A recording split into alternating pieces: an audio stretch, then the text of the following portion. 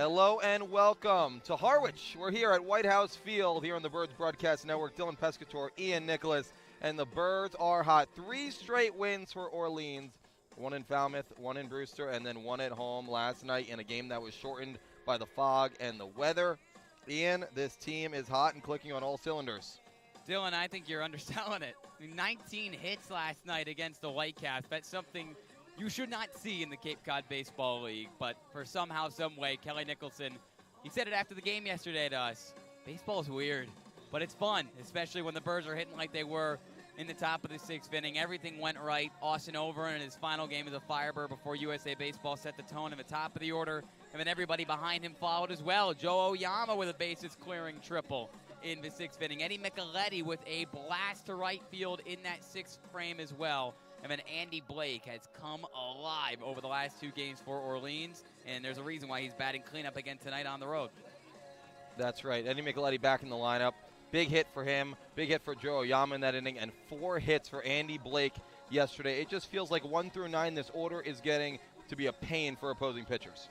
It's become a big pain because, number 1, the confidence, and number 2, the lack of striking out from Orleans recently. There was a game last week, Dylan, where Orleans struck out 14 times in 27 at-bats. Yesterday, they had 19 hits. It's a crazy game that we play. It's a crazy game that we have. And, you know, there's no better person to break it all down than the 3rd member of our crew, Sammy Miller, who's got a fun story to tell about how this team is coming together. Sammy? This is what the team is supposed to do. It's classic baseball, and everyone's doing their job, is what Eddie Micheletti said after last night's win. Every single bird a hit, with 7 Firebirds recording multiple. From day 1, Kelly Nicholson said they don't need to play flashy to play smart and capitalize with runners in scoring positions.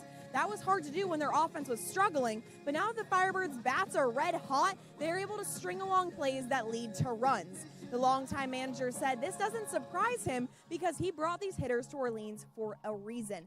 They are some of the most talented prospects in the country, and now they adjusted to Cape Cod ball instead of college ball. They are showing what they are capable of, and it doesn't seem like they are lowering their bar anytime sooner. Guys, back to you. Thank you, Sammy.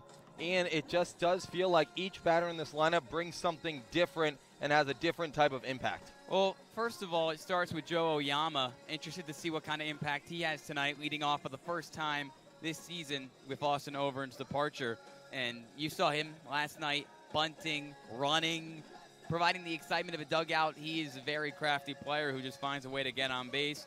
And then you've got someone completely different batting right behind him in Fenwick Trimble, who 5 for 14 over his last 3 games with 4 runs driven. Raw power off the bat on this team. Eddie Micheletti, he's got great power. So does Andy Blake. He's had a couple really massive line drives. And then the rest of the order, really strong. Johnny Olmstead, heck, we didn't think he was a guy who was going to be laying down bunts this season. Laid down a pair of them last night for 2 big hits. Eddie King, Henry Hunter, interested to see what they can provide at the bottom of the order, as they also were able to make an impact last night, Eddie King especially. That's right, and it just feels like no matter who's in the lineup, we got guys going in, guys coming out. Everyone's bringing in their own flavor of baseball, and especially a guy named Andy Blake. I mean, expected batting average that was so high and wasn't getting the results earlier in this season. And then things kind of changed. They changed drastically. Ever since Orleans went to Brewster on Wednesday, Andy Blake has looked much more like the Andy Blake who dominated in the Ivy League with Columbia in the spring. Started the year 1 for 12. Over the last 2 games, 6 for 9. And Dylan, you actually with him right now on the sideline to see what has been working right for him. Let's go to Dylan right now with Andy. Thank you, Ian. I'm here with Andy Blake. Andy, you've really come on hot as of late. How was your struggles in the start of the season where you were hitting the ball hard but not getting the results? How did you get through that mentally? Mentally, just show up every day and try to erase the past at-bats and do my thing and stick to my approach and see a ball that I know I could hit and put a good swing on it. I know this season, Ivy League Player of the Year, you had an incredible season, but the first 2 games of the season didn't really go your way. Have you had that struggle before, and how did that help you here? Yes, absolutely. I've struggled like that all my life in baseball. Baseball is a game of failure where if you hit 300, you're considered an amazing hitter. So that's just part of the game and part of the mental aspect of the game and why it's so important. And yes, I have struggled like that in the past, and I just keep showing up every day and keep, trying my hardest and having fun, and good things happen. Good things have been happening for you, and so is for the Firebirds. 3-game win streak. You started out the season 2-6. Now you're starting to get going. And what's really stood out to you about this team? I mean, we just have a lot of fun, and we put together great at-bats and pitch really well. I think everything's coming together at the right time, and if we just keep doing what we've been doing the last few games, everything will turn out good in the end. I feel like when you guys were struggling, you were getting down in counts and maybe going down by the K or grounding out, etc. Now you're really working back into counts and making the pitchers work. Do you see that as well, and do you see that as an improvement? Yes, I see that as well. I think we're seeing the ball a lot better, and we're getting used to the wood bats since we've all been swinging metal, and I think we're just at a good pace right now and how we're performing, and I think we're putting good swings on the balls that we want to hit, and we're not swinging at the pitcher's pitch, which results in the good hits and hard hit balls that we've seen. Personally, because I know that it is a big change from metal to wood, how have you kind of gotten to the wood bat, and are there any skills or techniques? I swing it the same way as a metal bat, but if it's the wood bats are slightly heavier, so I just start my load a little earlier and just try to get ready for every pitch.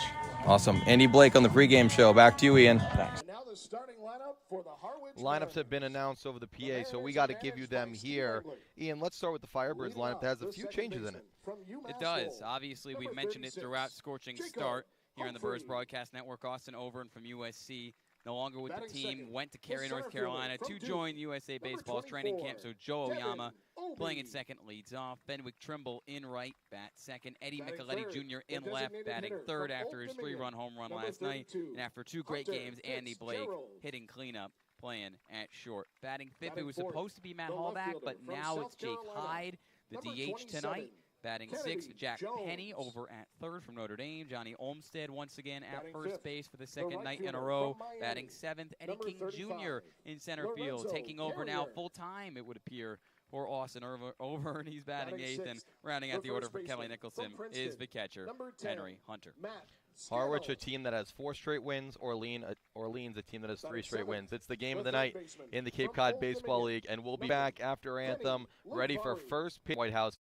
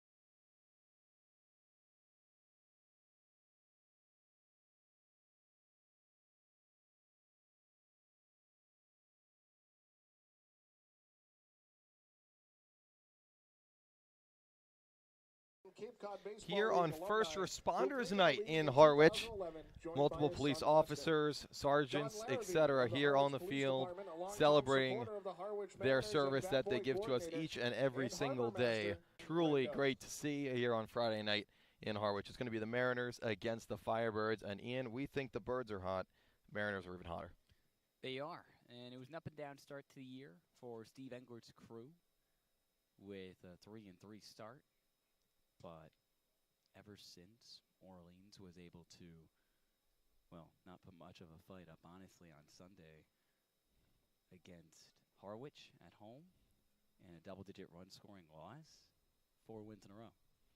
That's right, 4 wins in a row for Harwich, and they have put up major run totals. This offense is something that starting pitcher for the Firebirds, Daniel Ovidia, is going to have to deal with, is going to have to pitch to, and is going to have to excel against. 100%, but he is fanned through the flames before. Obviously, started the season off so strong a couple weeks ago against Hyannis, where he went 4 innings and didn't give up an earned run. And then against Katuitt, arguably the best team in the West, through 2 weeks of action on the Cape. Again, Ovidia worked through some issues, loaded the bases a couple times, but was able to work through all of that and only give up 1 earned off the solo shot against one of the best offenses in the league in the Kettleers. Ovidia, there's a reason why on such a talented pitching staff, where the starting pitching has been excellent for Kelly Nicholson, like it usually is. Daniel Ovidia was the opening day starter, and he makes his 3rd start as a Firebird tonight against a Harwich team that has put up double-digit runs in each of its first 2 games against the Firebirds. They have truly done so well against Orleans so far. This is the first time the Firebirds will travel to Whitehouse Field, first of 3 times this season. They sit at 5-6, look to get back to 500 tonight. Still doing some first pitch and First Responders Night festivities here at Whitehouse Field. The first pitch for Ovidia coming up shortly. The festivity first pitch is right now. Couple of strikes. And while we continue our coverage here on Scorching Start of the Birds Broadcast Network, how about we thank our pregame sponsor, that being, of course, Siemens Bank. As Cape Cod's first community bank, Siemens Bank is proud to support the Firebirds and the special place they hold in the hearts of the Orleans community.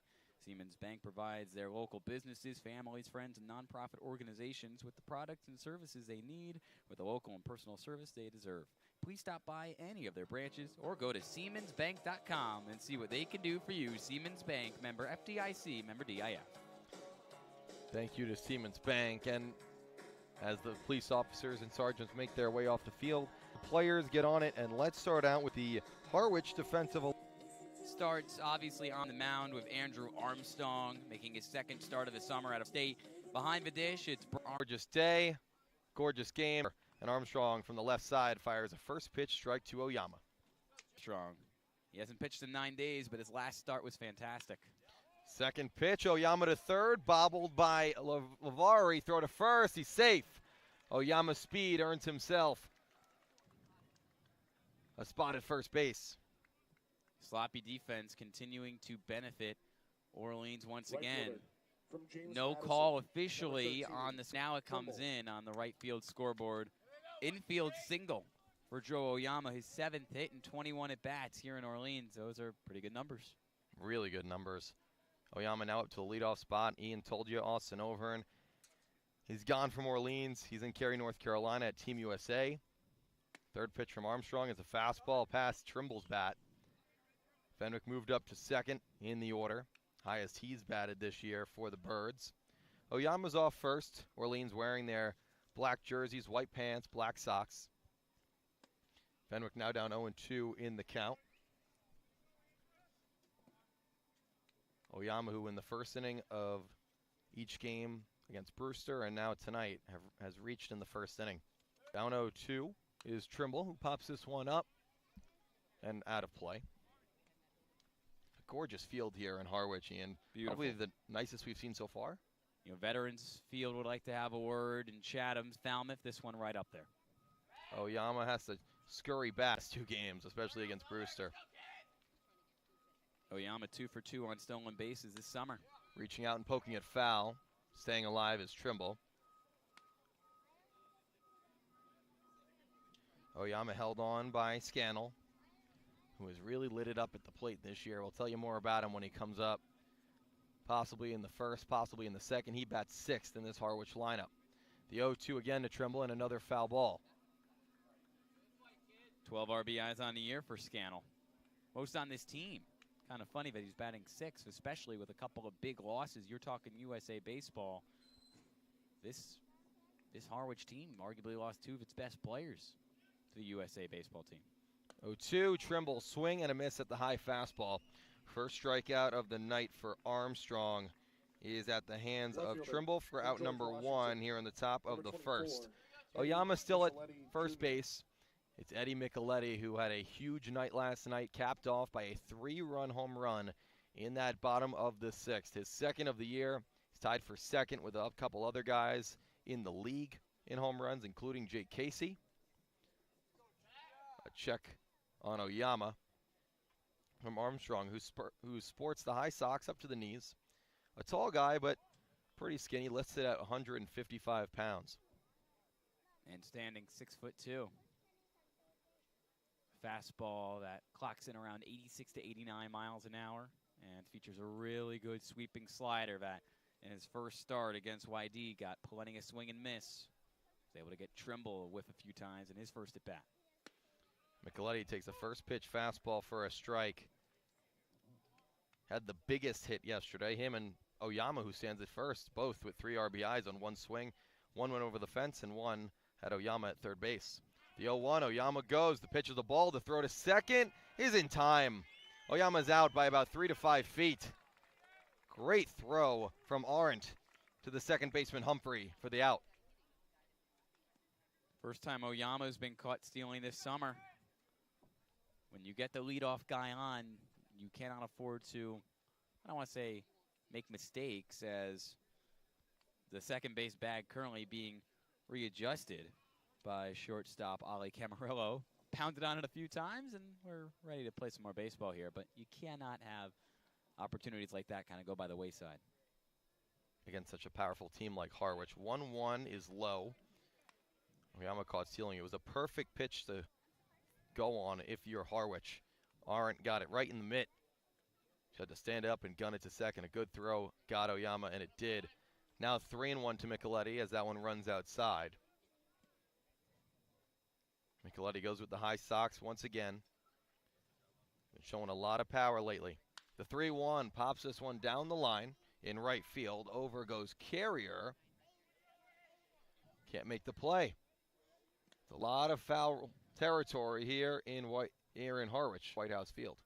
The dimensions, 400 in center, 330 in both the left and right corners of the field. Very rarely do you find a ballpark that's so even on both sides of the lines. Definitely major league size. Full count pitch from Armstrong to Micheletti with 2 outs. Chops this one to first. Over goes Scannell. He'll toss to Armstrong, who wins the race to the bag for the out. Oyama reaches on a single to start off the inning, but the Firebirds can't make anything of it. We'll go to the bottom of the first here on the Birds Broadcast Network. Still scoreless.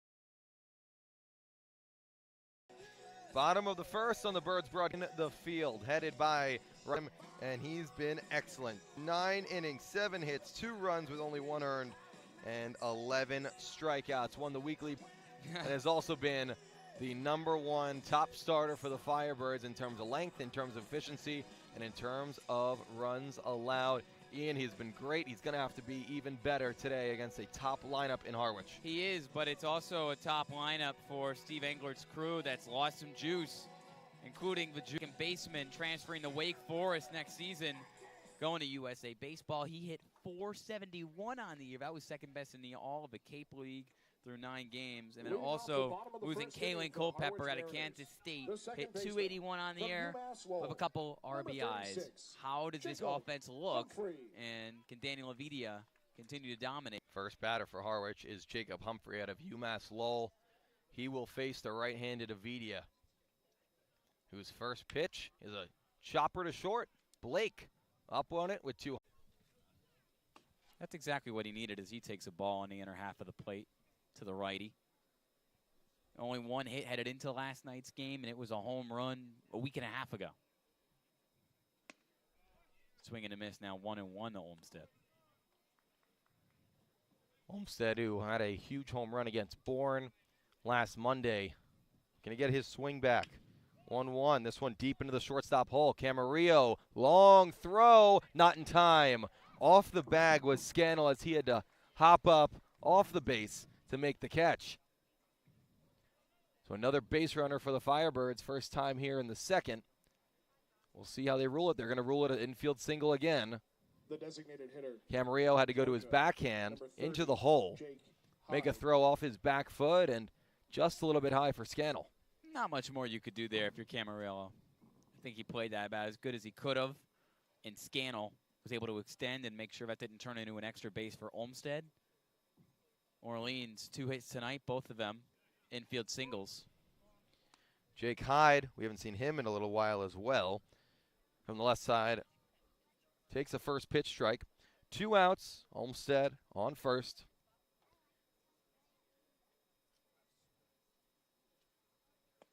Hyde takes a ball outside.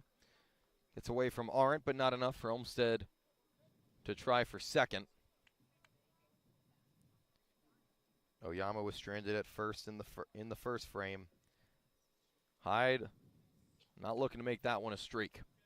2-1, another pitch outside from Armstrong, who's been pounding the zone so far. 20 strikes, only 7 balls. And this is really a new role for him. One of the best players on Florida State's pitching staff a year ago, but worked almost exclusively out of a bullpen for Link Jarrett's team. A check over on Olmsted, who makes it back safely. Still 2-1 on Hyde. The Florida State man, he'll be getting a few teammates from these Firebirds specifically next season. 2-1, a strike. Yes, it all starts with Cam Leiter, who's expected to start tomorrow for Orleans in its game against Hyannis at home, and also Drew Farrell, who's starting to get hot from the plate, the infielder. 2-2, 2 outs. Here's the pitch. Hyde spoils it. Left side out of play. 2 hits for the Firebirds, 1 in each inning so far. Olmsted on first after a hit deep into the shortstop hole and beating out the throw that was a little bit high from Camarillo. The 2-2 again, off speed, and gets Hyde whiffing. 3 strikeouts through 2 innings for Armstrong. We'll head to the bottom of the second. Still scoreless here on the Birds Broadcast Network.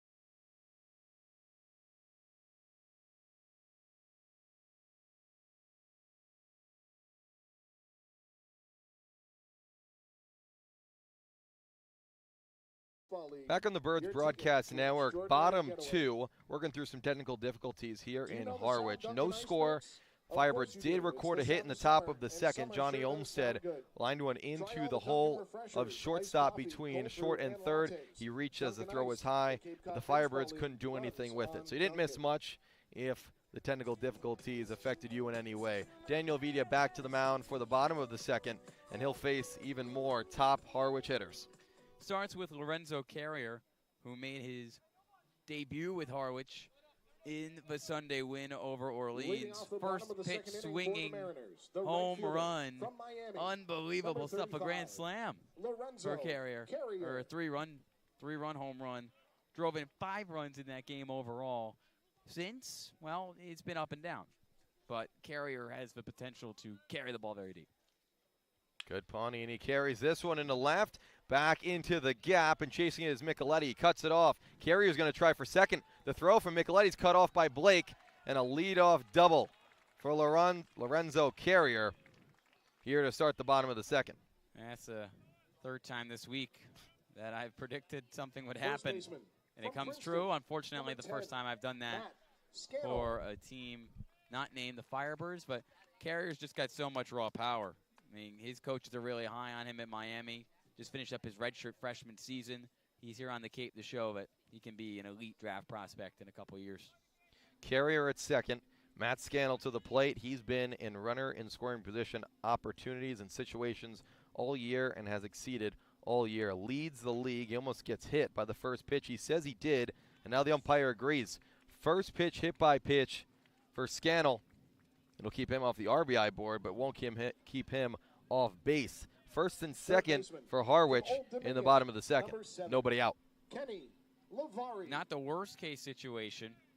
Obviously, you got to wonder how Aviti is feeling as the catcher, Henry Hunter, going to have a chat with the Grand Canyon right-handed hurler for the first time tonight.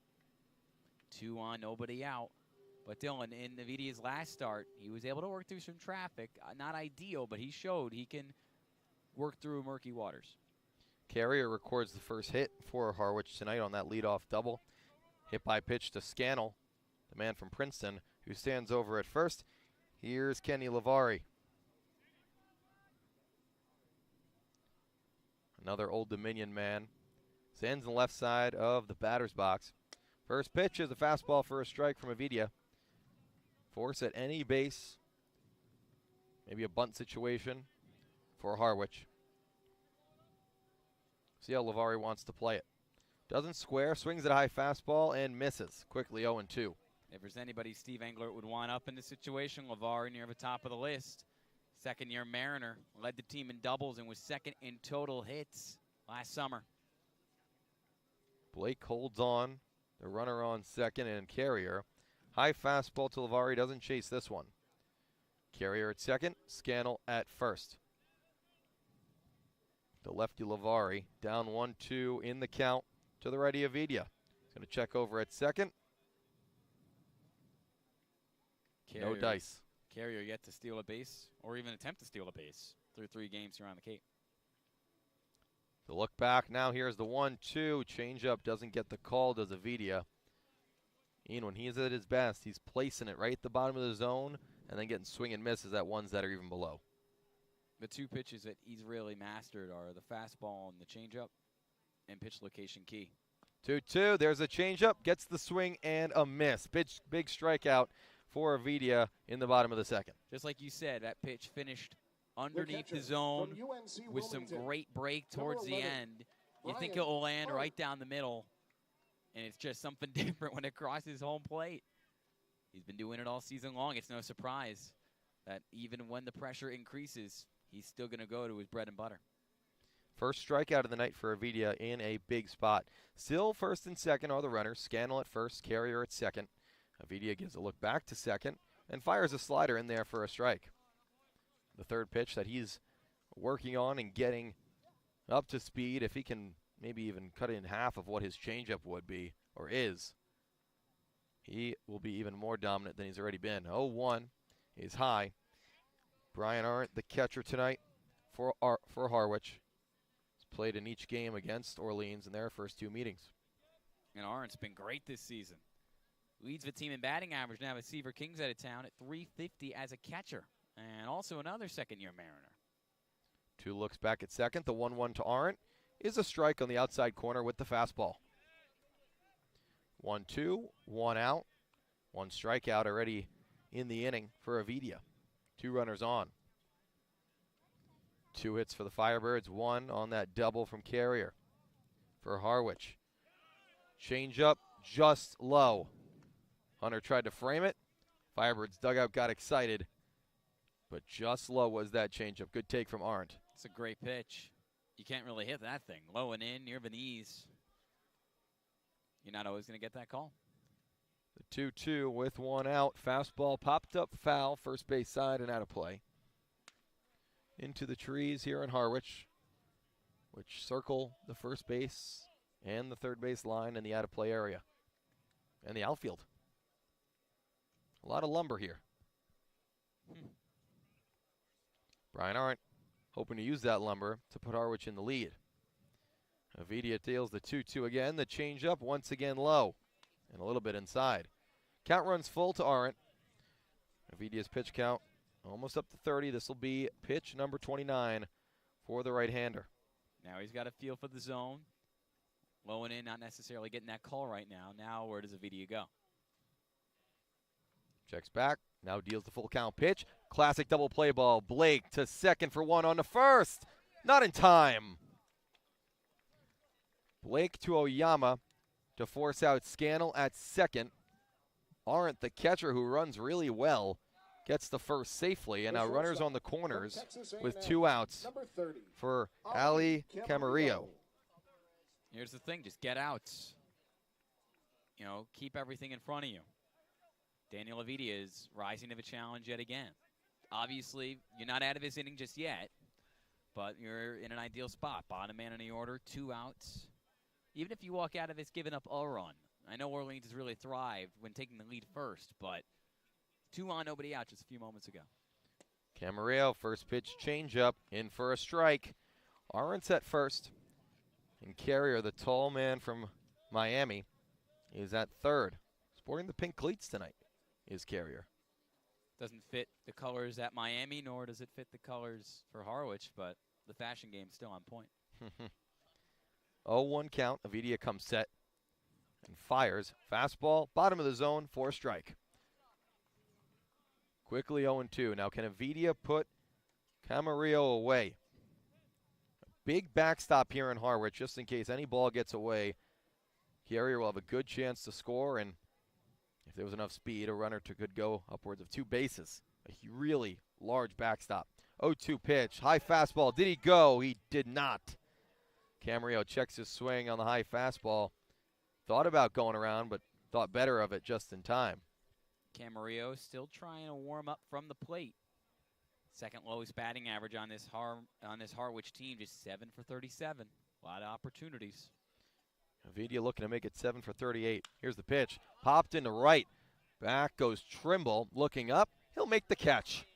Avidia does a great job working in and out of trouble. First and second, nobody out. No problem for the GCU man. We'll go to the third. Still scoreless here on the Birds Broadcast Network between the 2 hottest teams in the Cape.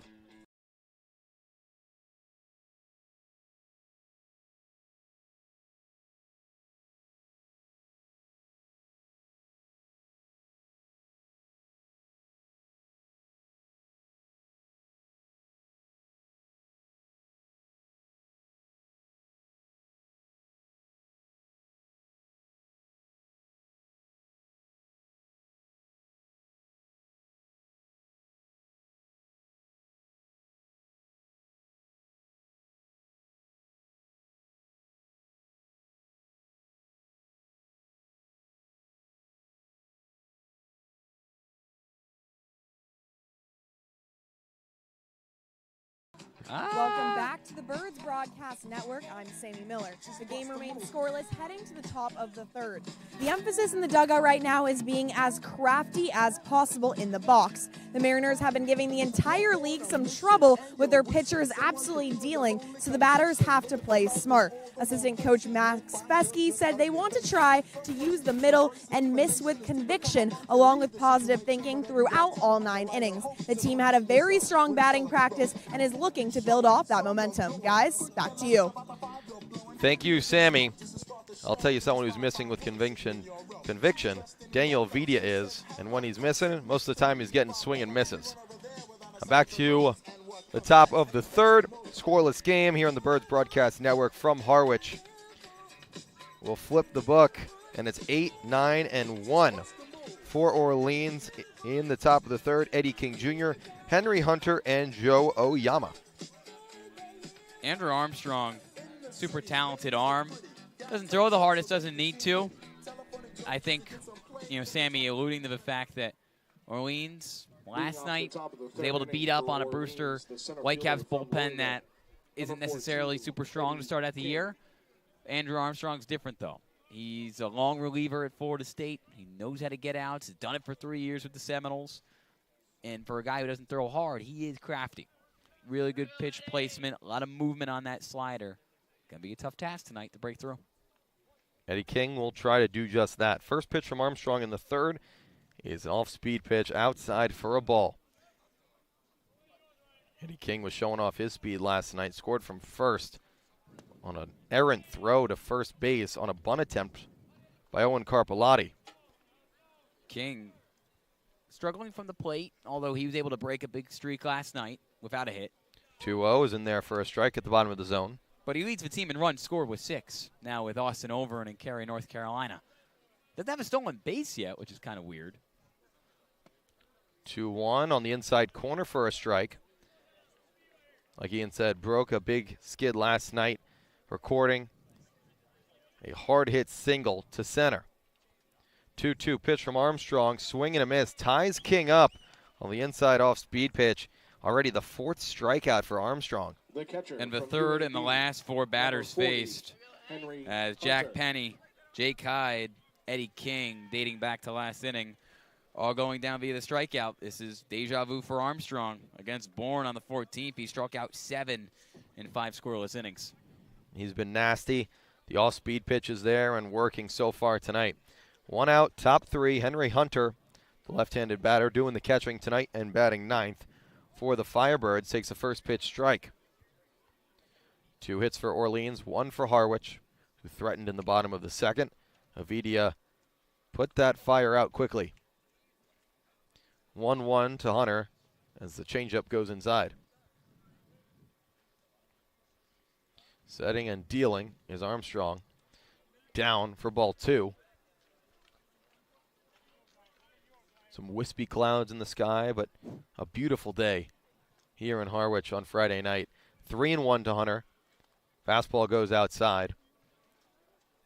Orleans has done some of its best work this season on the road. 3-2 when playing away from Eldridge Park. The Road Warriors, 3-1 pitch, a strike. Full count to Hunter. Armstrong, this will be pitch number 41. On the full count, Hunter way out in front. Strike 3 swinging. That's nasty. Low and away breaking ball that kind of starts on the inner half and drifts. Low and away to the lefty Hunter. 8th strikeout for the UAB catcher on the year. He's got a lot of power in that bat. One thing he's going to continue to work on is when a count is full, how do I get on base? How do I stay alive? Oyama stays alive. First pitch swinging into center. Over goes Obi and makes the catch. Great speed by Obi as it was in the gap. Oyama first pitch swinging, but it's out number 3. 1-2-3 inning for Armstrong with 2 strikeouts. Puts him up to 5 on the night. We'll go to the bottom of the third. Still scoreless here on the Birds Broadcast Network.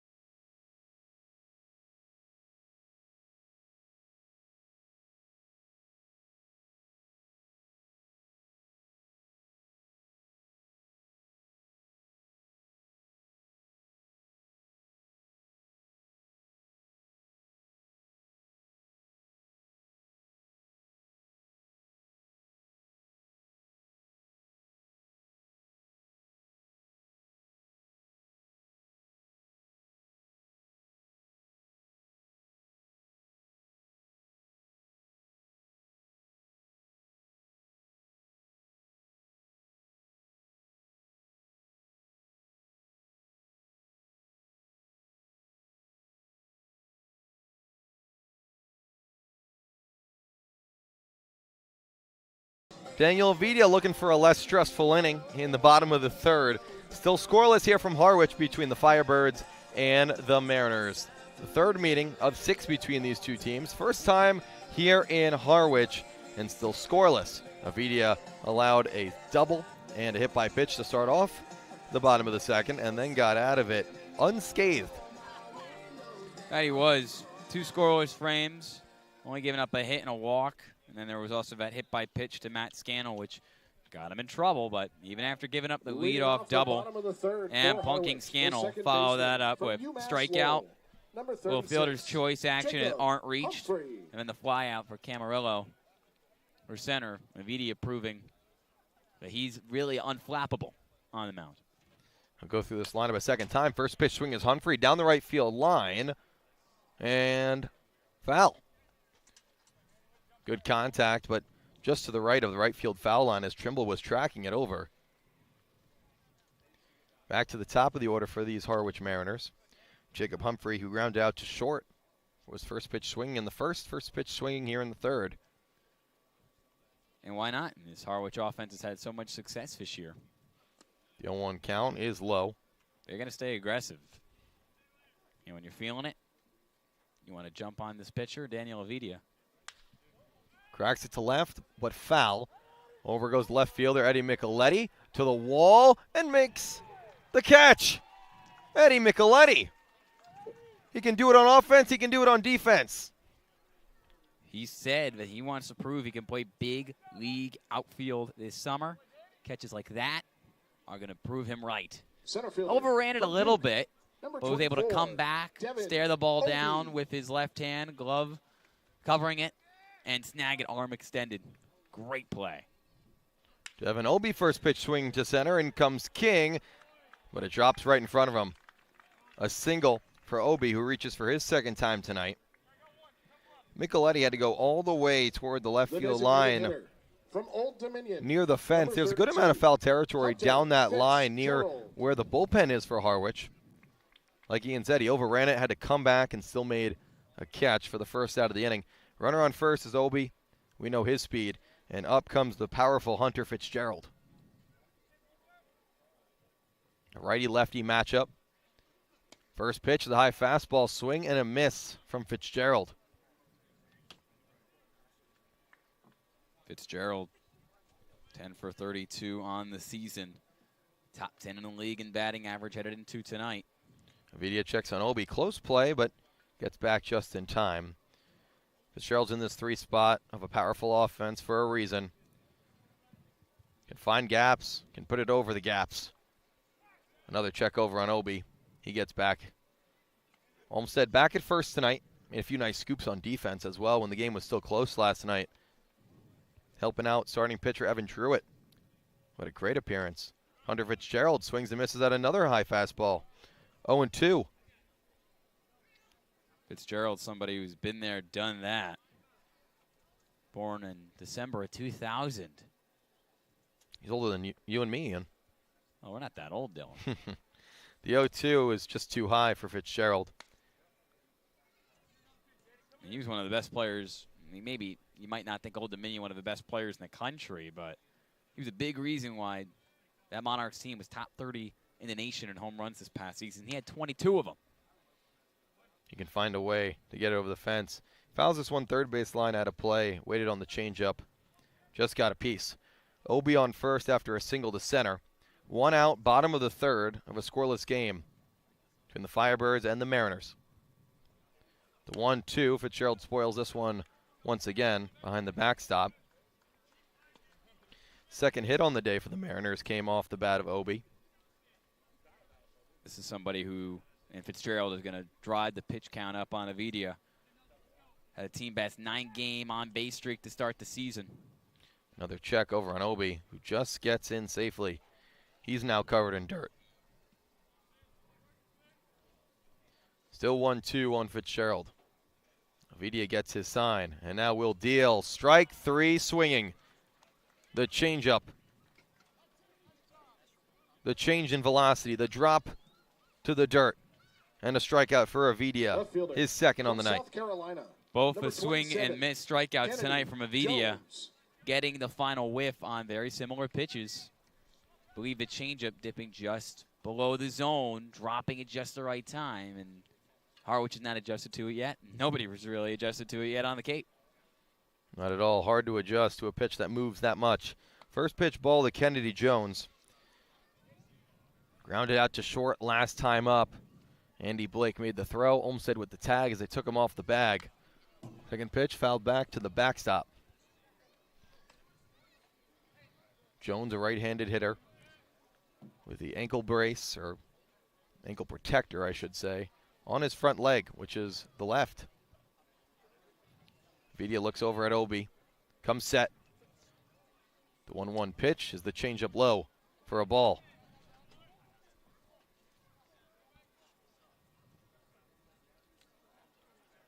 Maybe a slower moving Avidia in terms of pitch to pitch for the third. 2-1, popped into center. This one's deep. King goes back to the wall, at the wall, makes the catch. It's 400 out there, and that's no lie. Eddie King catches it at maybe 385. Another scoreless inning in the third for Avidia. We'll go to the fourth, still 0-0.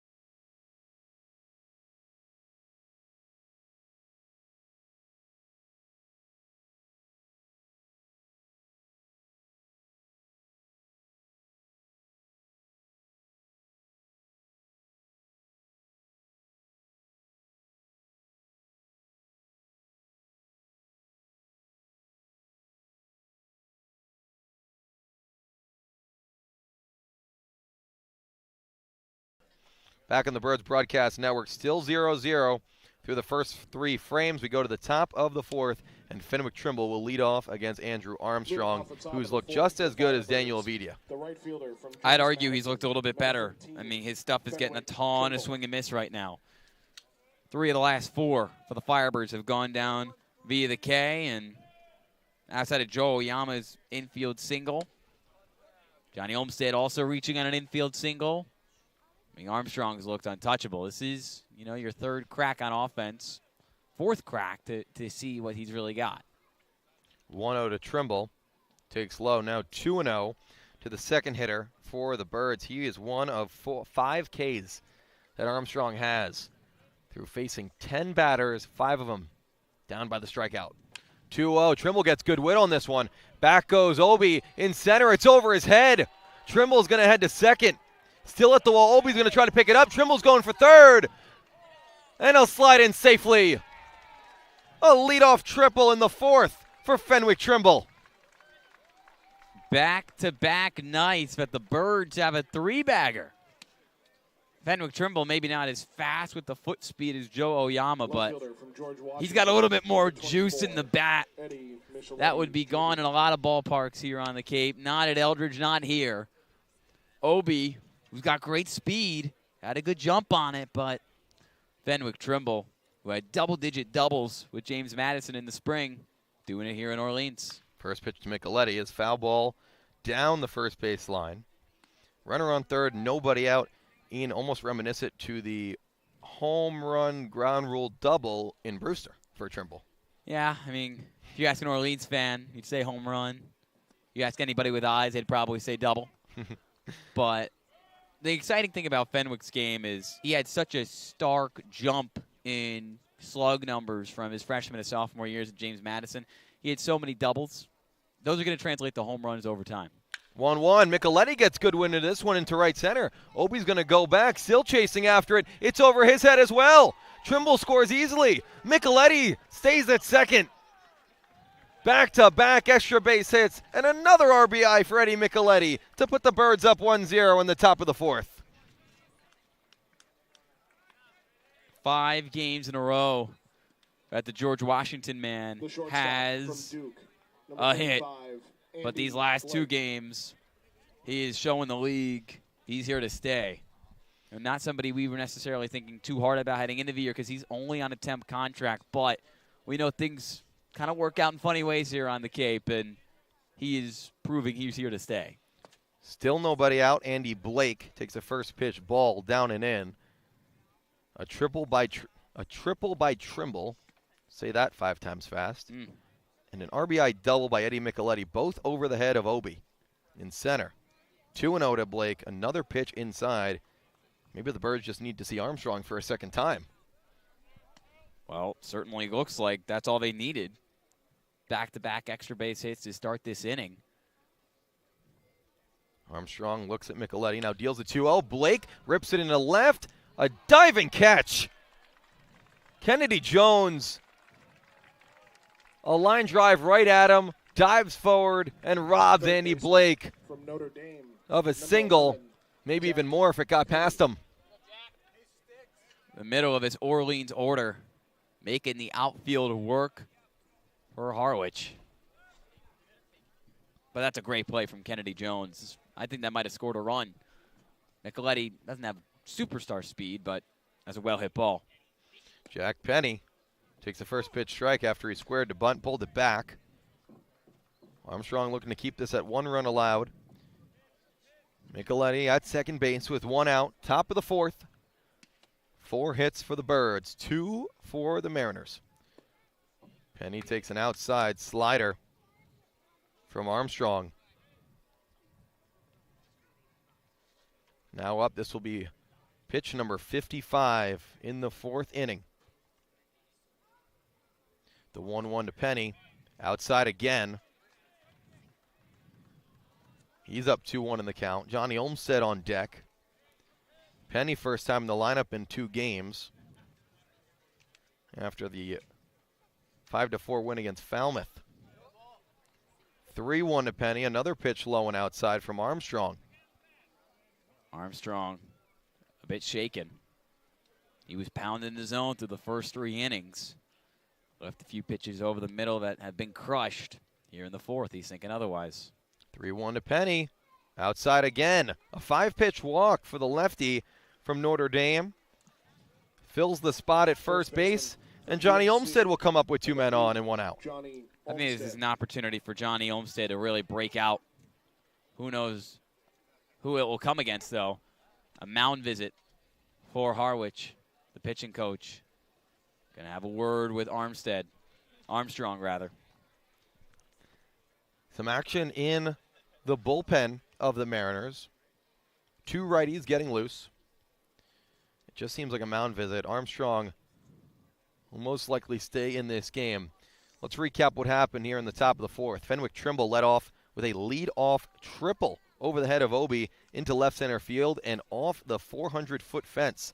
Then it was a double by Micheletti into right center field, once again over the head of the center fielder Obi, to drive in Trimble. He stands at second base, and Jack Penny just walked with 1 out after a diving play on an Andy Blake line drive to left. 1 out, runners on second is Micheletti, runner on first is Penny. Johnny Olmstead is the batter against Armstrong. Checks back at second. First pitch to Olmstead is low for a ball. A really big part of this inning for Orleans. Not only the power coming through, but the lead taken. And each of Orleans' 3 wins headed into tonight in a row. The Birds have struck first.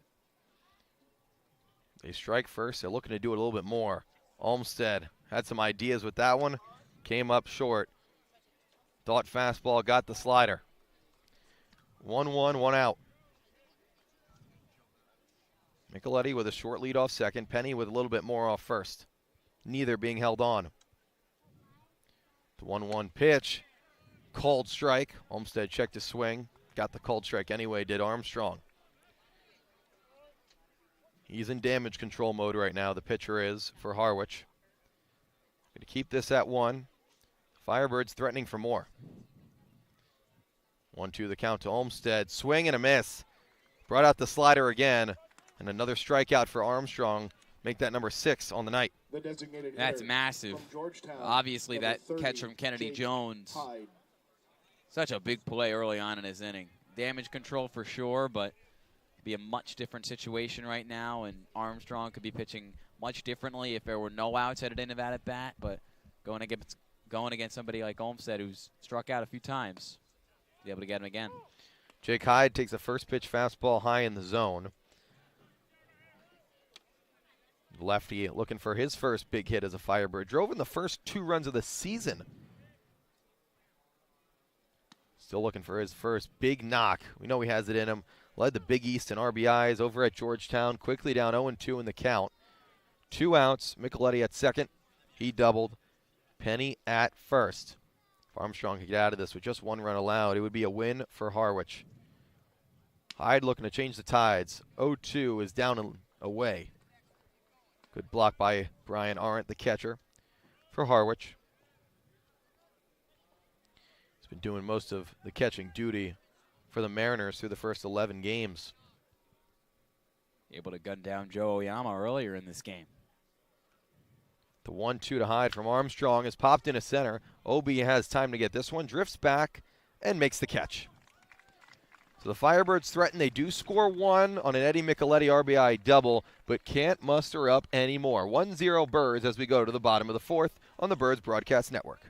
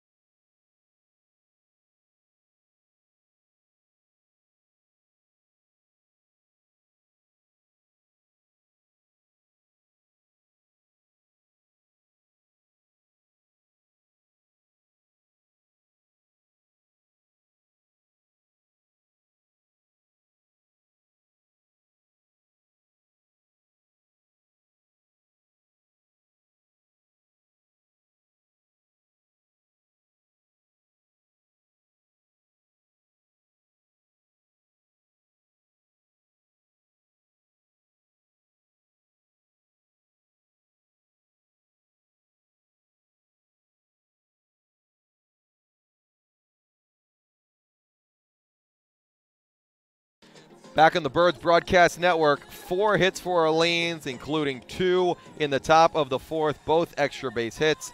Triple by Trimble, double by Micheletti to drive him in, but no more for the Birds. Daniel Vita back out on the mound, but before we get to that, Ian, you got some scores from around the league. Pescatore Cavaliers still dominating, 12-1 lead over the Falmouth Commodores in the bottom of the 9th from Willow Park. YD leads Brewster 2-0. Also in the bottom of the 9th from Stony Brook Wareham, a large advantage over Chatham, 7-2 from Spillane. Bourne, a 7-2 lead over Hyannis from Doran Park, as there's a first pitch strike to Carrier. Hyannis, that big game last night, the crazy, crazy comeback. And that's all the scores from around the league. Quickly, 0-2 to Carrier. Hyannis came back from 6 down, 6-0 was it, against Catuit in the bottom of the 9th. The biggest comeback in Cape League history. Foul ball off of Carrier into fair territory. Now called foul by the third base umpire. They were down 6-0 going into the bottom of the 9th against Catuit, the best team in the league going in. Scored 6 with the understanding, and then 7 in the bottom of the 10th, the 7th run, of course, to win that game 7-6 in extras. They've got time to make up the deficit against Bourne, 5-run game in the 5th inning. 0-2 is outside. But you can't just expect that to happen every single night. No, and a heartbreaker for Catuit. No one feels bad for them with how many wins they've had. Punched out. Strike 3, high fastball to Carrier for Avidia. K number 3 on the night. Lorenzo Carrier's a super talented young player. That was probably his biggest issue from the plate during his redshirt freshman year with the Canes. Hit 264, but he struck out a third of the time. 24 Ks and 72 at-bats. Gets another K right there. Here's Matt Scannell. First pitch, high fastball for a ball from Avidia, who now protects a 1-0 lead that Orleans got in the top of the fourth. A lot of runs tonight in the Cape League. Only one so far tonight from Whitehouse Field. 2-0 to Scannell, the Princeton man, who leads the league in RBIs with 12. Through 10 games, this is number 11 for Harwich. They were rained out last night. Yes, Chatham, Veterans Field. Did not want to play through the conditions like Orleans and Brewster did. 2-1. Another nasty changeup that gets Scannell swinging over the top. 2-2 with one out and the bases empty. Bottom four between the Birds and the Mariners. Here's the 2-2. Fastball just outside. Hunter looked to bring it back. And the grind continues in the middle of his Cape season. No rain out for Orleans yesterday, but Birds don't have an off day till next Thursday. 3-2's outside. Scannell will take the walk. His second time on base. One hit by pitch, one walk. Ovidia's second. Third baseman. So from Scannell Old Dominion, stands at number first. 7, Kenny Lavari, who struck out in the third, checked out the second. In the left-handed batter's box against Avidia. A runner in every inning so far for Harwich. First pitch swing is Lavari. It's a foul pop-up out of play, third base side. Evan Truitt was so good last night, even with a good lead, because he didn't walk anyone, didn't give up any free passes, and made it easier on himself. He did. You definitely are a lot looser out there on the bump when you have a lead. 0-1, and for a strike, high fastball. But encouraging to see because Truitt out of Charleston Southern has such great stuff. Showed it against Wareham last week, but also walked 3 guys in 3 innings. No walks last night in 4. 0-2, changeup, punched out. Avidia says, good morning, good afternoon, good night to Kenny Lavari for strikeout number 4, a backwards K. Avidia proven he's got more life. He's given 4 The or catcher more from UNC innings Wilmington, pitched in number each 11, of his 3 Brian appearances this summer. Hart. If he can get one more out. I know you're not trying to drive up your pitch count here on the Cape, but Avidia, with the way he's dealing right now, 34 strikes, 24 balls, just over 60 pitches, he could give you one more. Arn swings first pitch, foul territory, kind of in no man's land. Olmstead goes back. Olmstead over the shoulder, he can't make the catch. It was a tough play for Johnny Olmstead. He had to dash behind him, look over his shoulder, off his glove. Still in foul territory, so it doesn't hurt the Birds. But still a tough play, but almost made by Olmstead. Olmstead still trying to get things together from the plate this season. Can't make the play there, but he's been super versatile in the infield for Kelly Nicholson, whether it's playing first, second, or third. He's just put me there and I'll do my job. And he's come up with some crazy plays, doing the splits often at first over the last couple games. He holds on Scannell. Check back over on him, who dives in safely. 0-1 the count to Lavari. Ian, and your keys to the game in our Scorching Start pregame show, you said 15 outs from Avidia. He's looking for number 12 right here. The 0-1 to Lavari. Weak ground ball to short. Blake goes the easy way to Oyama for the out. 6-4 in the book. 1-0 Firebirds after 4. When we come back here on the Birds Broadcast Network, Ian Nicholas takes you the rest of the way. Birds up 1 as we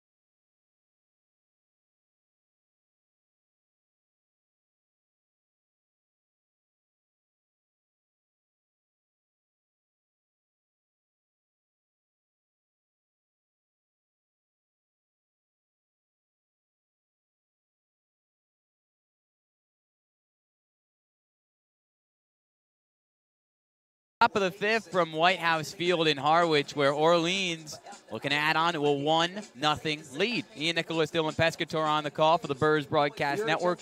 New pitcher in the game, Armstrong out, and in is Aiden Moza, the rising junior from Alabama. But before we tell you about the Georgia native, let's tell you about the final line from Armstrong, Dylan. That's right. 4 innings, 4 hits, 1 run, 1 earned run. 2 of those hits were extra base hits. Trimble with the triple, Micheletti with the double, 1 walk, and he did have 6 Ks. So dominant in the strikeout category, but the Birds still found a way to make an impact, and now a pinch hitter for the Birds. It's Jake Casey pinch hitting for Eddie King in the 8th spot. Casey has not appeared in the past couple games. The last time we saw the Kent State rising junior outfielder, he was mashing a home run against Falmouth in the top of the 9th inning on Tuesday.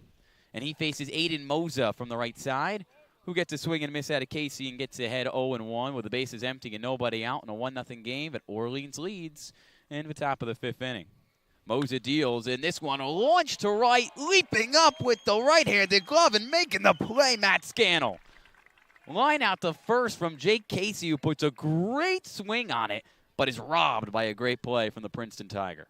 He reached out, had great wood on it as well. Before we get to Henry Hunter, this happened before, so no worry for Eddie King.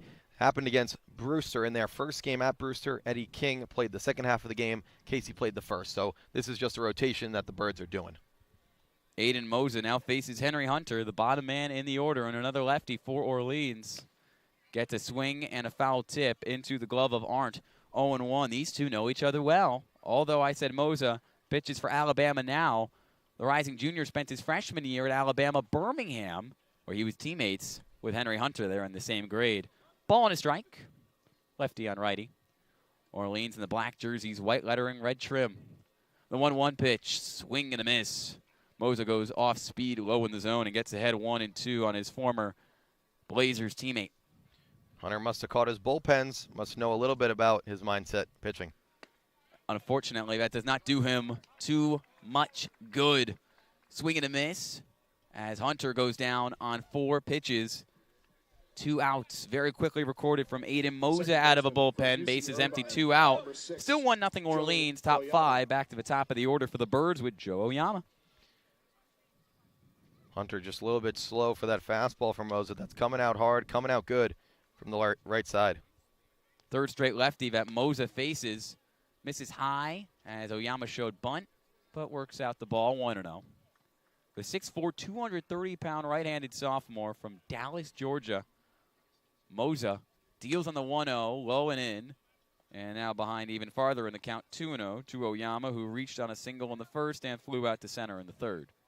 From a soft-throwing lefty in Armstrong to a hard-throwing righty, Harwich has it all. Swing and a miss. There's a hard-throwing fastball in the outer half. Oyama whiffs 2-1. Orleans with one run off 4 hits, exploding in the 4th inning off Armstrong. 2-1 breaking ball upstairs for ball 3. Oyama had 3 balls and a strike. Harwich no runs off 2 hits. Neither team has committed an error tonight. The 3-1 from Moza on the way, popped up, left center field, drifting towards left. Moving is Kennedy Jones towards the track. He makes the play. And Aiden Moza goes 1-2-3 as the great pitching continues for Harwich. In the 5th, it stays 1-0 Orleans going into the bottom of the frame on the Birds Broadcast Network.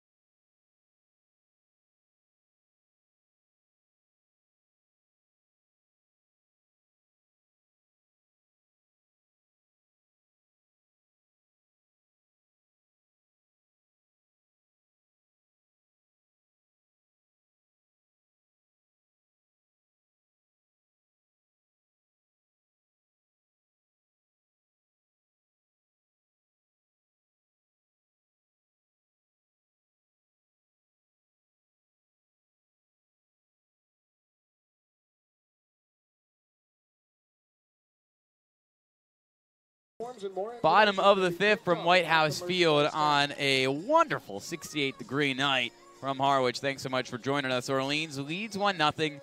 Daniel Avidia 4 shutout frames Dylan. He's out of a ball game, though, replaced by Derek Clark. What's the final line on Avidia? Avidia, efficient, only allowed 2 hits in 4 innings of work. Put up zeros in terms of the runs, 2 walks, 4 Ks. Maybe not as long as he wanted to go. He actually told me before the game his goal was 7 strikeouts. He got 4.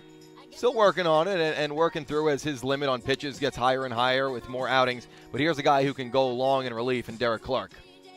That he can. Derek Clark making his 3rd appearance for the Firebirds this summer. He is yet to give up multiple runs, similar to Daniel Avidia. He's gone 6 2/3 on the summer. His last appearance coming against Harwich in the 12-2 loss on the 18th to the Mariners. 6 2/3 for Clark, giving up 1 earned run off 6 hits with 7 strikeouts and 2 walks for the 5'8", 185-pound left-handed hurler from Division II Northwood in Michigan. He faces 9-1-2 for Harwich. It starts with Ali Camarillo, the shortstop from the right side, who takes a first pitch strike 0-1. Also a defensive change for Orleans, Eddie King, who was pinch hit for Jake Casey in the top of the inning, now replaced by Casey in center field. His first time manning center field for Orleans this season. Grounder towards Penny at third, flips it to first, 1 away off 2 pitches. Camarillo retired for the 2nd time tonight, 1 away in the bottom of the 5th. And Clark is not going to overbeat you or get by you with the fastball and the velocity like some pitchers do. He's crafty. His fastball moves a lot, rises, moves away from righties. He's going to be crafty out there. He was a beast in that Northwoods League last year and is bringing it to the Cape this summer. Back to the top of the order with Jacob Humphrey, who takes a ball, another righty to face the lefty Clark. 1-0. Bases empty, 1 out. Clark working quickly. Really good thing about Clark's game, that fastball tunnels really well. Yeah, his fastball along with the curveball and a changeup, all from the same release point, really confuses hitters a lot. He's behind an account 2-0, but deals 1 on the inner half for a strike, 2-1. Humphrey grounded out, and his first time up, and fouled out. His 2nd time up, 0-2 is a UMass Lowell product who takes, check swing, held up for ball 3 according to the first base umpire. Humphrey ahead 3-1 with Devin Obie, the center fielder, on deck. Harwich just 2 hits through 4 1/3. Both of those came off Daniel Avidia. Now the new pitcher in the game is Derek Clark. Kicks and deals for 3-1. Inside, strike 2. Full count. Isn't this so funny? And kind of every win during this 3-game win streak for Orleans has been low scoring, good pitching, and getting the lead first. All 3 check marks. Low and in, a good pitch from Clark, but just missing a little too far inside. 1 out walk. Center fielder. For Jacob Humphrey, who reaches for his first time tonight. Devin Obie. The pitching's always been there for the Birds, including Derek Clark, who is kind of in a bridge role tonight. Avidia with 4. We'll see what Clark can give. He can go long in relief. And then see what the back of that bullpen has been, which has been so good. Clark and the guys back there. Everyone bringing a new style, higher throwing righty, lefty who's crafty.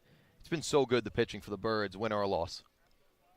Clark deals to Obie, who whiffs. 0-1 with 1 on and 1 out. These two might know each other well. One plays for Duke, the other plays for Northwood, a Division II school, but both played in the Northwood League last summer. Clark zips ball over to Johnny Olmstead, checking in on Jacob Humphrey, who's safe. Some funny names in that Northwoods League. Clark played for the Traverse City Pittsbitters. And delivers another strike, 0-2, to the former Kalamazoo Growlers. Our writer, Brendan Nordstrom, worked for the Battle Creek Battlejacks. Awesome alliteration. No balls, 2 strikes. Clark. Another pickoff attempt towards Humphrey. He knows he's got speed. Already 4 stolen bases through 10 games for Humphrey here on the Cape. 1-0 Birds, bottom 5. Clark ahead in the count, 0-2. Here's the pitch. Runner goes, launched to left field. Base hit for Obie.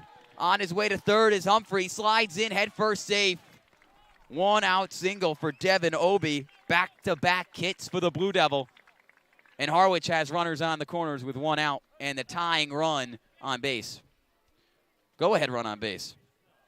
Obi has been a beast. Now 2 hits. He's been on base all 3 The times. designated hitter from Old And a Dominion, huge jam for number Clark here. 32, 1 out, Hunter and you got to face Hunter Fitzgerald. Fitzgerald, who hasn't done much today. And we'll see how the defense for the Firebirds want to play this with a 1-run lead.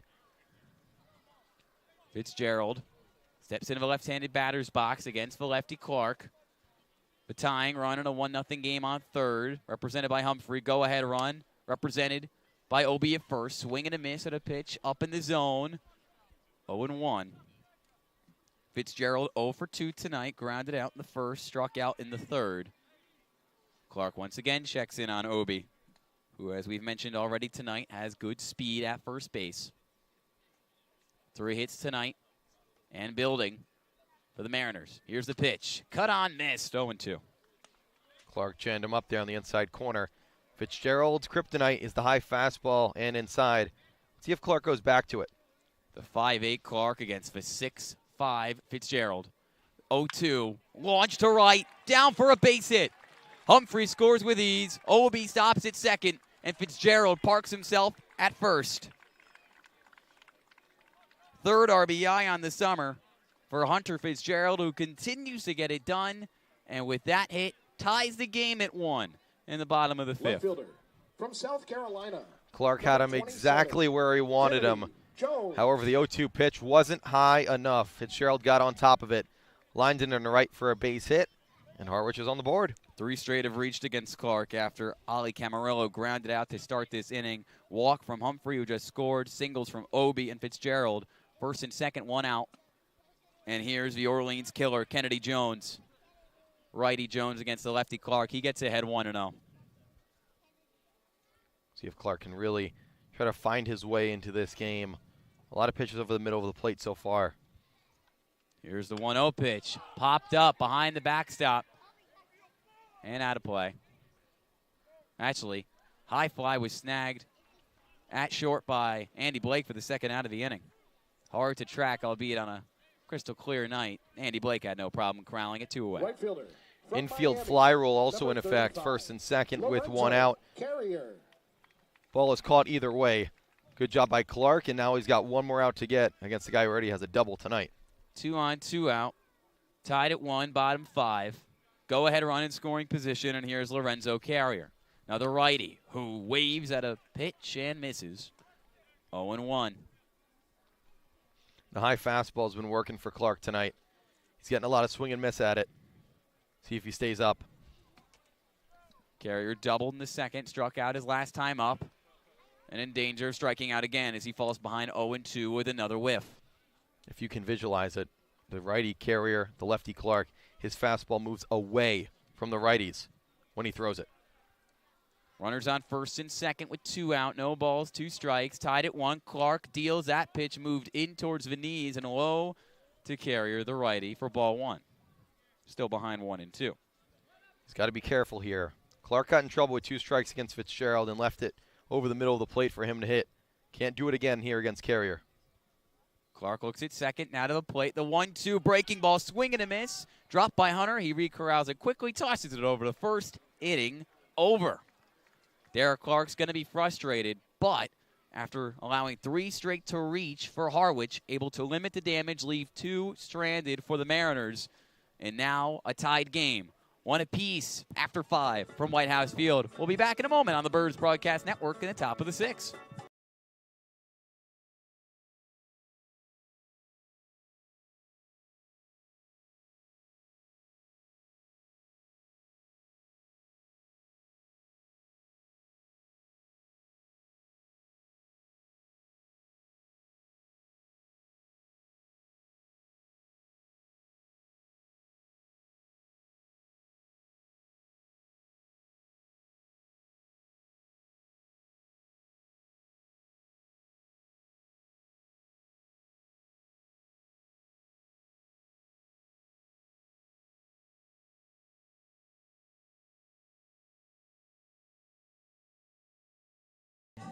Welcome back to the Birds Broadcast Network. I'm Sammy Miller. The game is tied 1-1 heading to the top of the sixth.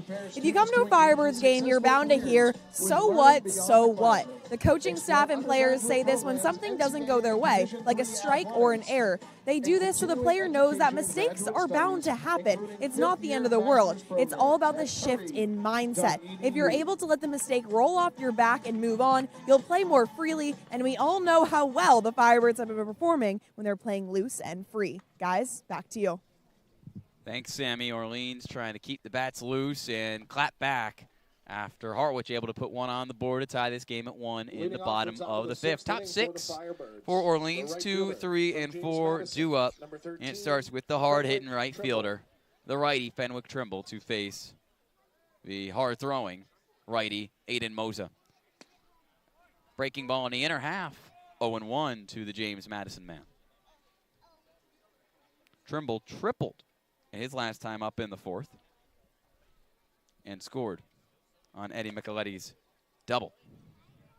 Hard-throwing Moza. This is your classic bullpen guy. Comes out, throws hard with the fastball, pairs it up with the slider.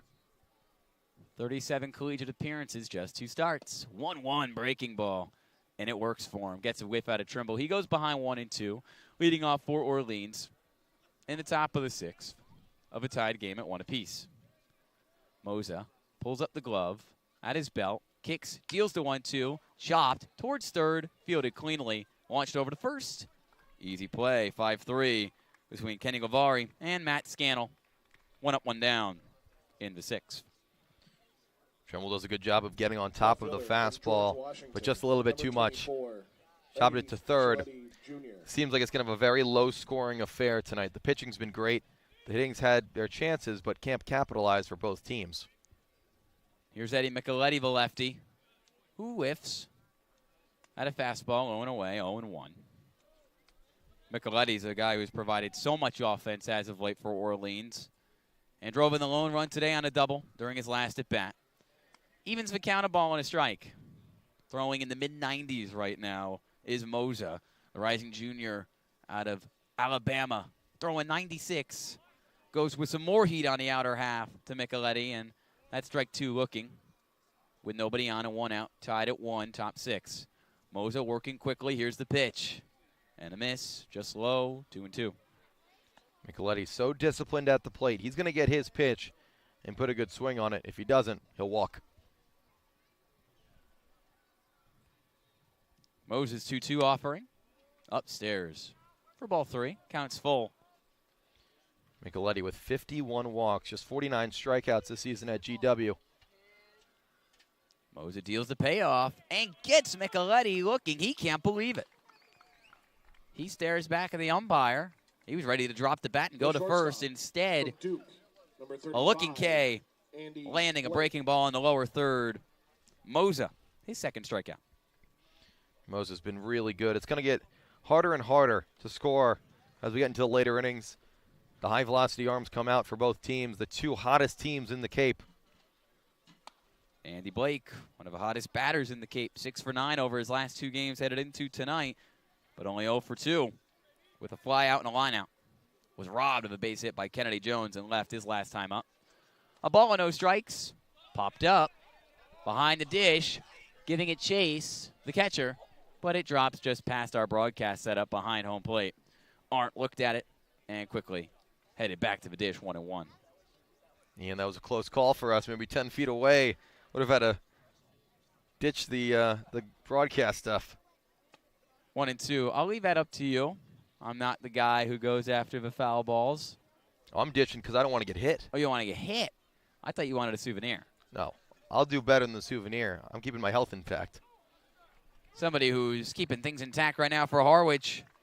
It's Moza. A looking strikeout of Andy Blake. 1, 2, 3 again. 6 up, 6 down against the Alabama Crimson Tide star reliever.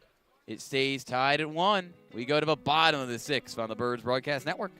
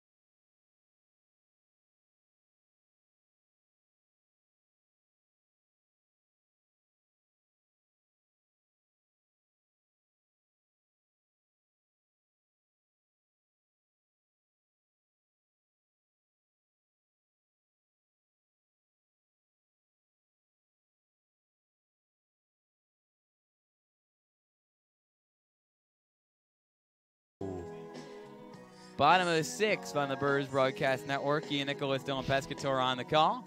Thanks so much for joining us. If you're not here, you're missing out. Tied game at 1 apiece. Beautiful evening from a really beautiful ballpark in Whitehouse Field. 6, 7, and 8 due up to face Derek Clark for the Harwich Mariners. It starts with the lefty first baseman, Matt Scannell, the Cape Cod Baseball League leader in RBIs headed into tonight. He takes the ball 1-0. Dylan Clark giving up his second earned run of his season last inning. What does he need to work on here as he delivers a 1-0 pitch to Scannell, fouled back 1-1. The strikes have been there for Clark, but sometimes his placement can get out of sorts, leaving balls in the middle of the plate, which allowed 2 hits for Harwich last inning, along with a walk that came back to bite the Birds as well. Stay on the corners if you're Clark. Stay on the corners, stay outside, get some chases, because you throw that down the middle. This Harwich offense, which has been electric, can beat you easily. 2-1 the Scannell. As Clark deals a breaking ball, looks at it, that's strike 2 for Scannell. Evened up at 2-2 to a former All-Ivy League standout with the Tigers of Princeton. Scannell leading off in the bottom of the 6th for a 1-1 game. He cranks a ball to center field. Under it is Jake Casey, who records his first putout in center field as a Firebird, just ahead of a track. 1 away. That's where Clark makes his money. Missing barrels. Got that right on the inside part of the bat, more closer to the knob than Scannell would like. And this long center field benefits Clark in this aspect and benefits the Birds.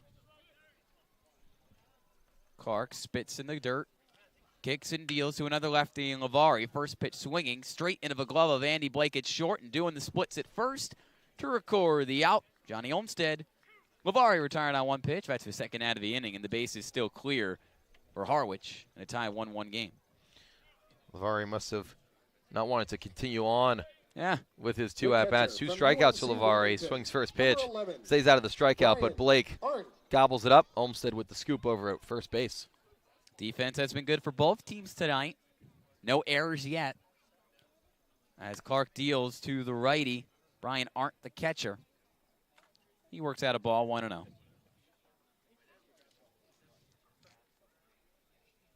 Clark's 1-0 pitch. Popped up.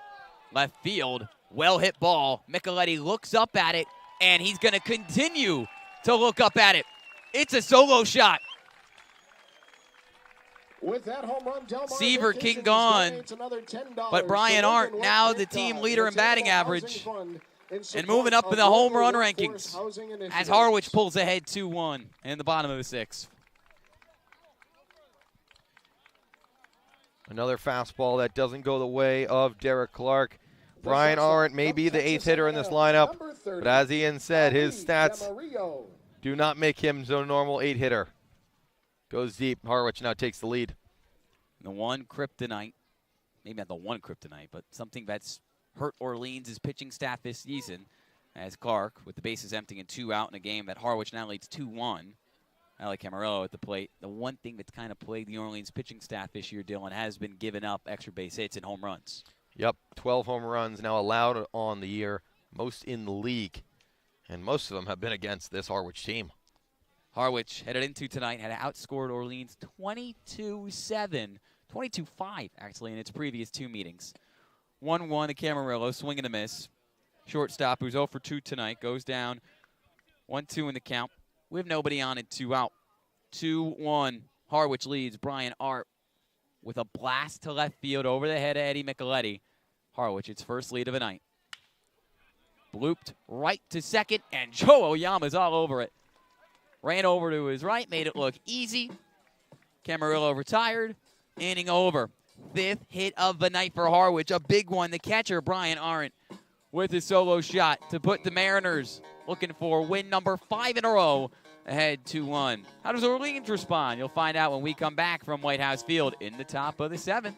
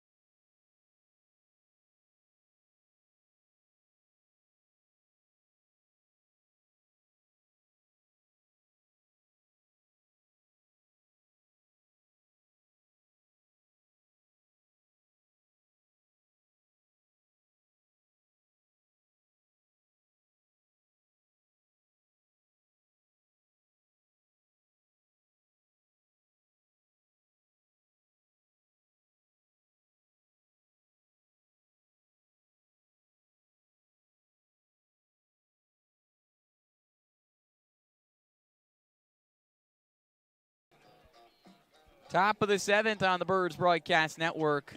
For the first time tonight, Orleans trails in danger of losing its 3-game win streak against a team with a 4-game win streak. The Harwich Mariners. Solo shot from the catcher, Bryant Arndt, with 2 outs in the bottom of the 6th against Derek Clark, gave Steve Englert's team the lead. And now somebody who's absolutely dealing, and Aiden Moza for Harwich, trying to keep that lead. Yeah, and he has been really, really good. Moza has. This Orleans team has had some troubles against them, including with the strikeout. 3 strikeouts in 2 innings for Moza, not 1 base runner. 3 strikeouts, 6 outs recorded. Jack Penny from the left side, first pitch swinging, grounds 1 the second. Over the first, 1 away off 1 pitch. Jacob Humphrey to Matt Scannell. That's now 7 outs.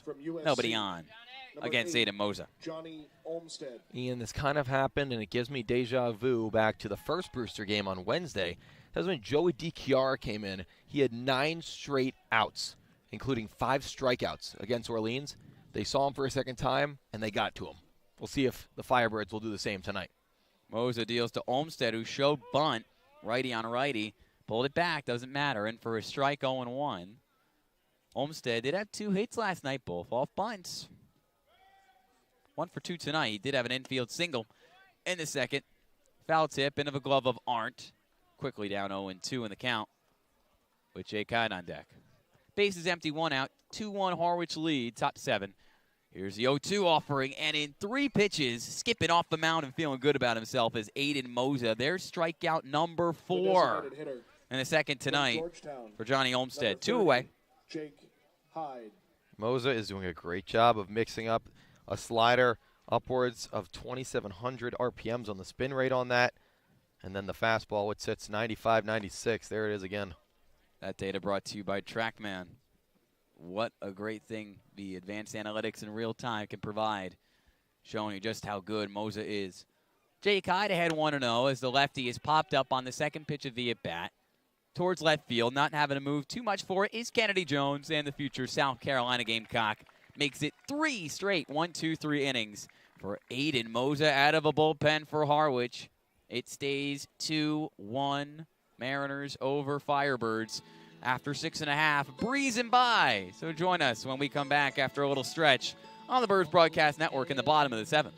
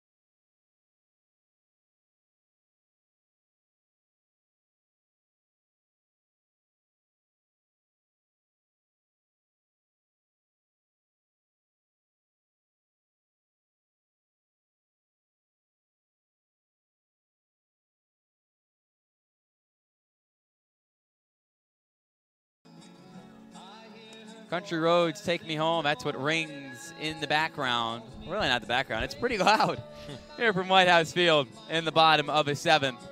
New pitcher in the ballgame for Orleans, trying to quiet down the bats of the Mariners after a solo shot from Bryant Arndt. Made it 2-1 Harwich over Orleans in the bottom of the 6th off of Derek Clark. And Dylan, his final line is? Final line on Clark, 2 innings, 3 hits, 2 runs, 1 walk, 1 strikeout. An outing that got bit by a few singles. Of course, that big home run by Arndt will be the name of the game. If the Firebirds want to beat a Harwich team, they have to score more than one run. They can't expect to win 1-0. So down 2-1. I feel like they're in a good spot, and here's a new pitcher for the Firebirds. New pitcher for the second time in 3 nights. It's a Vanderbilt Commodore who makes his debut out of a bullpen for Kelly Nicholson's team. Sam Miller, the 6'3", 210-pound lefty, a Los Angeles, California native, who plays his college ball in Nashville, Tennessee. Just finished up his junior season with the Commodores. 4.9 ERA and 19 appearances, including 3 starts in 48 innings pitched. Miller deals. First pitch swinging. Popped up to center field. Jake Casey comes up for it. Makes the snag with the left-handed glove. And retires Jacob Humphrey, the first man in the order. Not a bad start for Miller. Not at all. It looks like both these teams might have dinner reservations. We're going quick. First pitch swing a lot, and 100 minutes or so into this one, hour 40 in, and we're in the bottom of the 7th. It's been great pitching. It's been consistently putting up zeros. Miller, the lefty, kicks and deals to another righty. Devin Obi, 0-1. Now the count. I don't have anywhere to go. I'm full. I had a clam chowder before the game. I had a slushie. I had half a cookie. I don't need to be anywhere. 0-1, fouled off to the right side of the field. 0-2. It's going to be a big day at the gym tomorrow, Ian. Oh, man. I got 4.7 miles in today. We might have to double that tomorrow. We'll be there. 9 o'clock as always. Keeping the routine. Calorie number wasn't good today, but we forget it. We move on to tomorrow. Exactly. 2-1. I should say 0-2 in a 2-1 game that Harwich leads in the bottom of the 7th inning.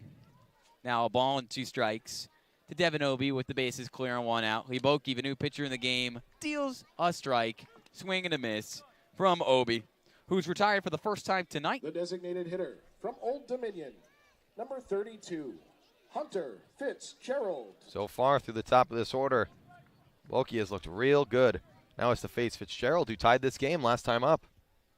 First it was Grayson Carter, who made his debut against Brewster on Wednesday in a win. Pitched the scoreless inning out of a bullpen. Sam Miller trying to do the same. Trying to go 1-2-3. This is low and away to the lefty Fitzgerald. 1-0, the Old Dominion star. Ground out, strikeout, and then a run-scoring single in the 5th. That gave Harwich its first run of the game before Brian Arndt provided a solo shot in the 6th to take the lead. Ball and a strike following a miss from Fitzgerald. Miller deals another whiff. Foul tip into the glove of Henry Hunter, who's catching another new pitcher for Orleans, 1-2. I don't know how these catchers do it, catching a new guy from a new school every single day. Certainly, he's got to make him better. Miller can't get much better than that. Swing and miss up in the zone from Hunter Fitzgerald. One guy going 1-2-3 for Harwich. Miller says, I can do the same thing. Goes 1-2-3, fly out, strikeout. Stays 2-1 Mariners over Firebirds after 7. We are flying by from Whitehouse Field. We'll be back at the top of the 8th on the Birds Broadcast Network.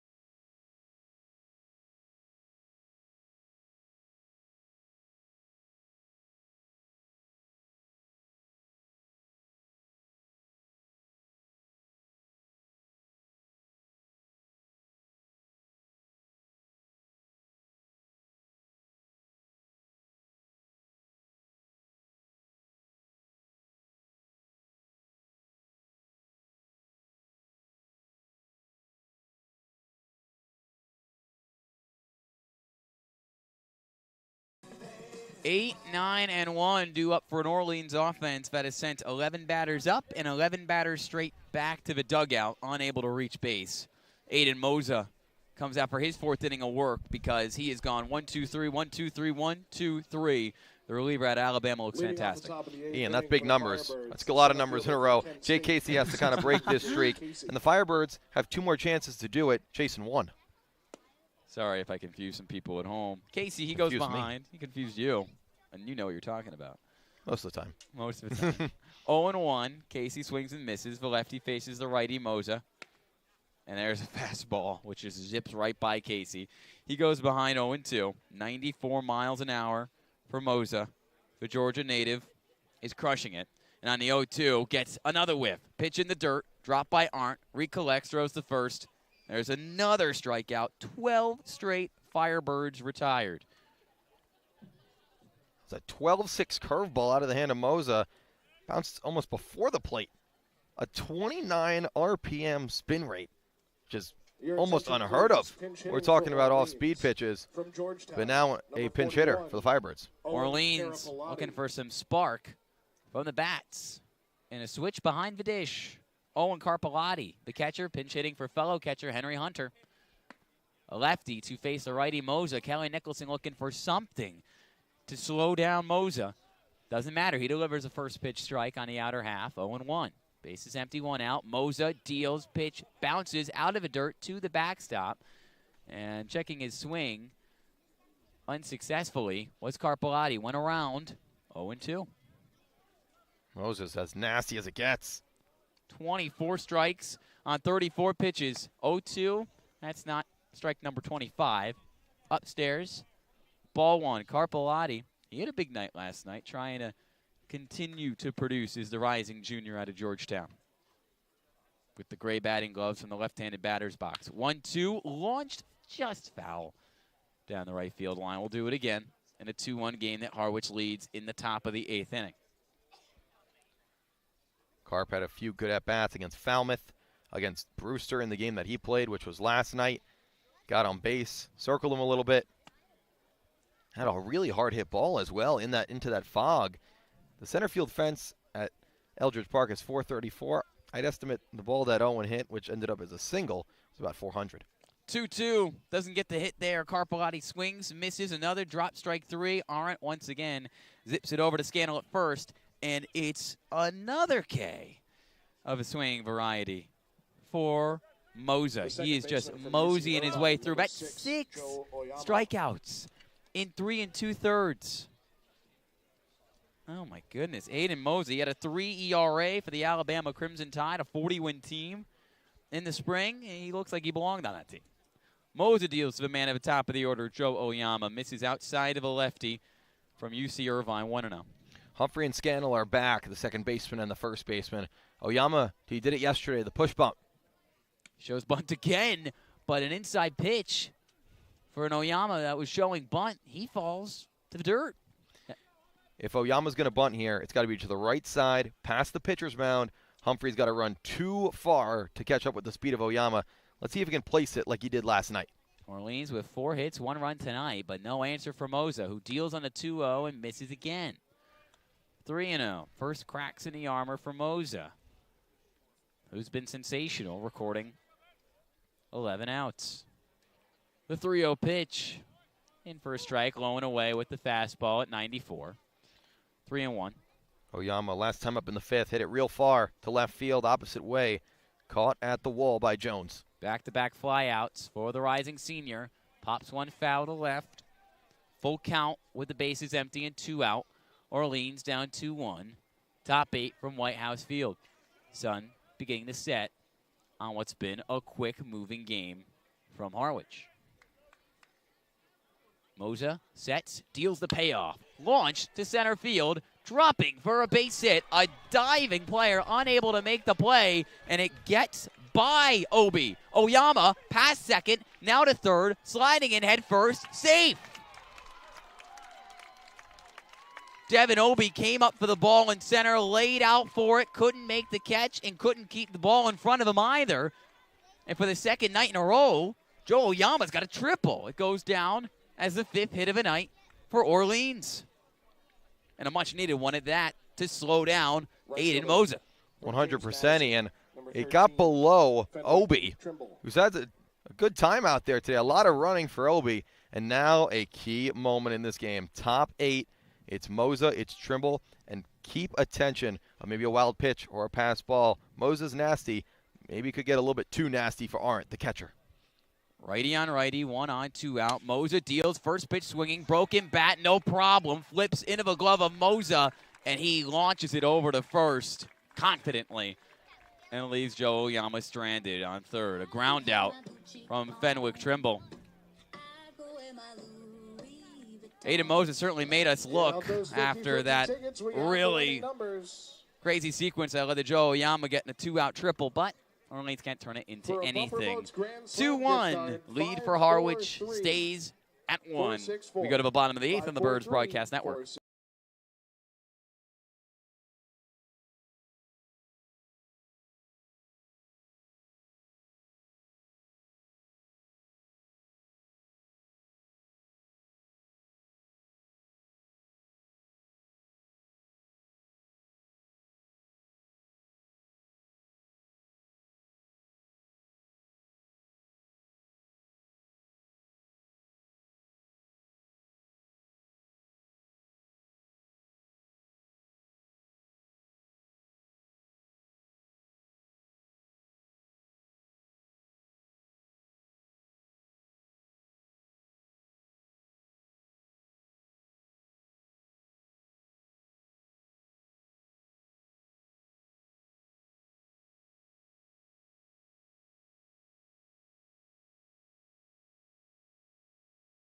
Back from Whitehouse Field in the bottom of the 8th inning. 2-1 Mariners leading the Firebirds. Both teams with good win streaks. Harwich at 4, Orleans at 3. Something's got to give tonight.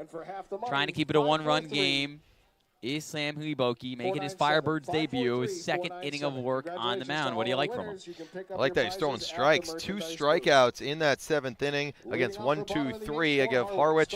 Now he's got to face the meat, 4-5-6, to keep this a 1-run game, give the Firebirds that one swing of the bat chance in the 9th. Righty, leading off Kennedy Jones, batting cleanup as you mentioned. Gets ahead 1-0. Hliboki misses just low. Quiet night for Jones. Ground out, fly out, and an infield fly. 1-0 pitch. This is outside. New catcher in the game for Orleans after pinch hitting. Owen Carpellotti takes over behind the plate for Henry Hunter. Official calls for time as the defensive substitution comes in through the public address system here from Whitehouse Field. The sun has set. The 2-0 pitch, cut on and missed. 2-1. A beautiful Friday night for baseball. Harwich wearing its red jerseys in support of the Armed Forces. The red helmets, the cream-colored pants. Orleans with the black road jerseys, white lettering, white pants, red trim. 2-1 from Hliboki low and in to Kennedy Jones, 3-1, who was a beast at UNC Wilmington over the past couple seasons, transferring to South Carolina next spring. 3-1 pitch on the way, fouled off towards right field. Full count. For Hliboki, he's coming in a 1-run game in his first appearance. A lot of the Firebirds' wins have been close wins with them up. They haven't been trailing in a close game probably this season. Swing and a miss. 3 straight strikeouts for the newest Orleans Firebirds, Sam Hliboki, who's gone 4 up, 4 down. Keeping it 2-1 here in the bottom of the 8th. The closest game I remember them trailing was a few days ago before the win streak started. That was against YD. They were down 4-1 in the 9th, got 2 men on, and Jake Casey went down swinging. Other than that, it has not been close losses for Orleans. When they lose big. When they win close. Outside of last night. Outside of last night, that's correct. Bono strikes to Lorenzo Carrier. Now 2-0. For some reason, music ringing in the background, faintly. Here from Whitehouse Field. Could have used that earlier. Yeah. Anything. 2-0 pitch to Carrier. Misses low and into the righty. The big, hard-hitting right fielder. 1 for 3 tonight. A double in the second and back-to-back strikeouts since. Bases empty, 1 out. 2-1 Harwich, bottom 8. Hliboki deals. Off-speed pitch down the heart of the plate, strike 1. Walks are the killer. Walks are what started that rally in the 5th. For Harwich, which tied the game up. 3-1 on the way home. Grounded weakly towards short, but actually fielded by Penny. at third. He fires to first, records the out. Both Penny and Blake went for it. Penny just in front of it and slung it over to Johnny Olmstead, no problem, 2 away. Kind of a chuckle there from both of them.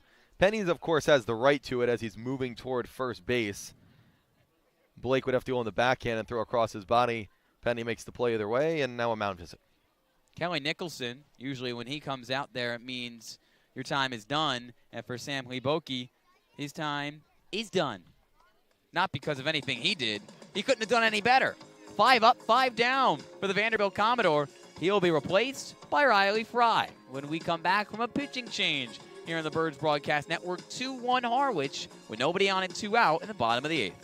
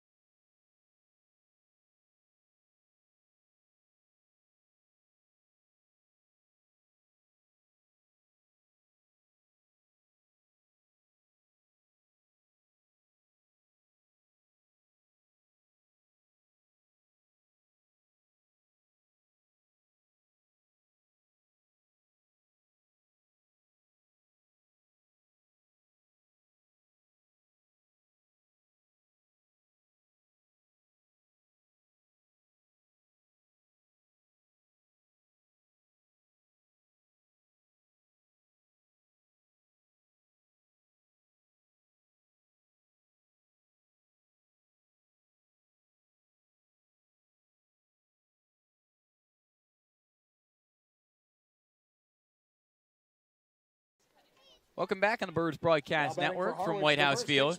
Base is empty, 2 out. Back-to-back outs recorded in the bottom of the 8th from Sam Liboki. He's out, and in is the lefty from Madison, Wisconsin, or I should say from Wisconsin, Milwaukee. It is Riley Fry, who deals to a lefty in Matt Scannell. Goes behind 1-0. Misses outside, now 2-0 in this lefty-on-lefty battle. Fry last appeared on the 20th at Falmouth in a 5-4 win for Orleans, gave up a home run. 2-0 pitch, fouled off, 2-1, in a 2-1 game that Harwich leads in the bottom of the 8th. A little bit unlucky for Fry in that Falmouth game. It was a check swing that could have went either way. Next pitch over the right field wall for Deuce Gorson over on Falmouth. The 2-1 on the outer half. Here's strike 2. Fry trying to create his own luck and get out of this 8th inning. And just a 1-run deficit for his team. 2-2, cut on, missed. New pitcher, same result. 6 up, 6 down for Harwich in the last 2 innings as Riley Fry records the final out of the 8th and strikes out Matt Scannell. 2-1, Orleans, one last opportunity to get in front, trailing by 1 when we come back in the top of the 9th on the Birds Broadcast Network.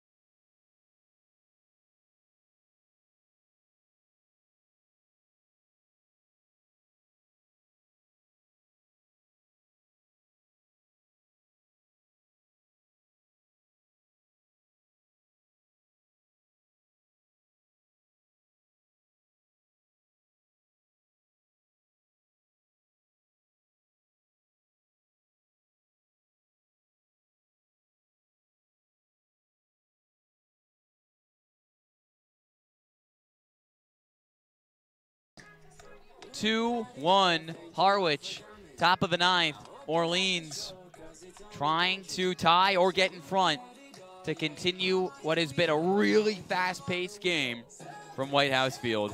in the heart of the order due up for Orleans. Really good situation for Kelly Nicholson's crew. 3-4-5. It starts with Eddie Micheletti. Bad situation for Kelly Nicholson's crew. They still got to face Aiden Mosley. He's back out on the mound. Back out on the mound, but did show a little bit of crack in the armor, a triple to Joe Oyama. And these are three guys up for Orleans, due up, who are going to put up amazing at-bats. Eddie Micheletti, Andy Blake, Jack Penny. Micheletti drove in the lone run of this game with an RBI double in the fourth, which scored Benwick Trimble after he tripled. A ball and no strikes. Lefty-righty Micheletti against Moza, who lasers one down the right field line, foul. 1-1. Orleans, its lone run coming across the board in the fourth. Back-to-back innings with a run for Harwich in the fifth and sixth to take the lead. Both teams with 5 hits tonight. Moza's 1-1 offering skips in the dirt. Scooped by Arndt. 2-1. Micheletti is going to be very patient here. If Moza wants to be successful, he's going to have to throw a slider that starts in the zone and exits the zone. Micheletti will pounce on the fastball. The 2-1 cranked down into the 4-3 hole and through the hole for a base hit. Eddie Micheletti making it look easy. 6th hit of the night for Orleans and the tying run now on the base path for Kelly Nicholson's team. Micheletti continues to come in when this team needs him the most. 2nd hit of the night. And now it's going to be a pinch runner. Drew Farreau in with speed. Down 1, and Andy Blake up, who hit the ball really hard today. First time Drew Farreau has pinch ran for Orleans this season. You can't use Eddie King because he started this game in center field, and he was replaced by Jay Casey. You can't use Austin Over because he's not on the team because he's with USA Baseball. So Drew Farreau, the rising sophomore, transferring to Florida State, now on first with nobody out. Andy Blake at the plate. First pitch swinging, and the righty whiffs. Goes behind 0-1. Has not been Andy Blake's day. 6 hits in the previous 2 games. But tonight, fly out, line out, backwards K. His last time up in the 6th. Only one man on the active roster that hasn't been used in this game for the Firebirds, Matt Hallback. 0-1 pitch. Launched. Right field.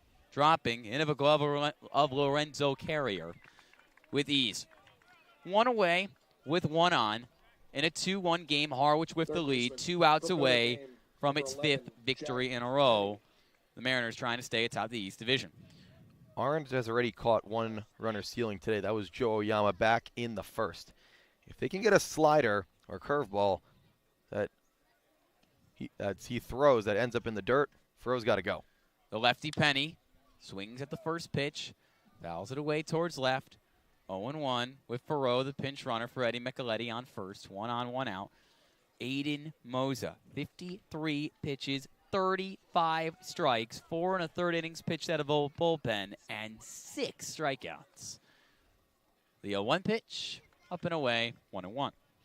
And you got to think Moza, at least somewhere in his mind, will shy away from the all-speed a little bit. Everything's been in the dirt for him, but now with a runner on, which hasn't been very common against him this season, he's got to think that maybe he's going to throw a little bit more fastballs. Hitters got to take note. The 1-1 is going to get through the hole and in the left field for another hit. Gets through that 5-6 hole. Jack Penny goes the opposite way for his first hit of the night. Orleans is 7th in some 9th inning magic from the Birds, who have the tying run on second and the go-ahead run on first with 1 out. Johnny Olmstead to the plate. Now we get a little bit weird, right? Fastball on the outside. Penny singles. Olmstead up. Back-to-back strikeouts in his 2 last at-bats. And look at Camarillo. He's going to come and talk with Moza, along with the second baseman in Humphrey. Jacob Humphrey, Ali Camarillo conferencing with Moza, who's just surrendered his 3rd hit and 4 1/3 innings pitched. He's pitched more than Andrew Armstrong did, who went 4 innings, a 1-run ball. The catcher, Brian Arndt, not involved in that conversation. 2 on, 1 out. 2-1 Harwich, top 9. Johnny Olmstead, the righty against the righty Moza. Here's the pitch. In the dirt, blocked up by Arndt. 1-0. Fastball misses low. That is a big block by Arndt. Bounces in the right-handed batter's box. Gets over, slides, and gets it to the chest protector. If he doesn't make it, 2nd and 3rd with 1 out and a sac fly away are the Firebirds. Checking in on the runner at second. It's the pinch runner, Farrow. Fastball, too high, 2-0. Arndt, he knows how to make highlight reel plays behind the dish. He had a Sports Center-worthy play back on May 7th at UNC Greensboro. Arm getting warm in the bullpen for Steve Engler's Mariners. 2-on-1 out. Here's the 2-0 pitch. Swing, miss. Olmsted still ahead 2-1. And with Johnny right now, it's a little bit of overswinging. He's getting beat by the fastball. Make contact any chance you can. Olmsted, 2 hits last night. 2-1 pitch. Fair. Down to the third baseman. Gets 1 out at second. And the throw to first is too high. No double play. Orleans has a little life. Reaching on a fielder's choice is Olmsted. The tying run now at third. Drew Farrow forced out at second after the toss from the third baseman. And Kenny Lavari is Jack Penny. So 2 on the corners for Orleans. 2 out. 2-1 Harwich. And now a mound visit. Aiden Moza. Could his night be done, or are they going to give him an opportunity to get the last out, protect the 1-run lead with Jake Hyde, the lefty, now coming up to the plate? So now runners on the corners. I want to see how the Firebirds kind of play this one. Olmsted at first. Can basically almost have a free bag if he gets a good jump. That's the thing. If he steals, Arndt tries to throw down, of course. Farrow over at third can come home. We'll see how the Firebirds, do they want to get risky? Do they want to let this game come up to Hyde? And it seems like Moza's going to stay in. Moza, the junior, rising junior out of Alabama. He's been fantastic tonight. And out away from 5 scoreless out of a bullpen, 6 strikeouts, no walks, no runs, 3 hits. But the tying run, Drew Farrow, pinch running for Eddie Micheletti on third base in the go-ahead run on first in the top of the 9th. First pitch from Moza. Low. 1-0 to Hyde. He could use this. He did single his first time up. Actually, 0 for 3 tonight is Hyde. Strikeout, fly out, fly out. 1-0 from Moza. Low and away, ball 2. It's Casey on deck. 2 lefties in a row. Olmsted not getting the biggest lead.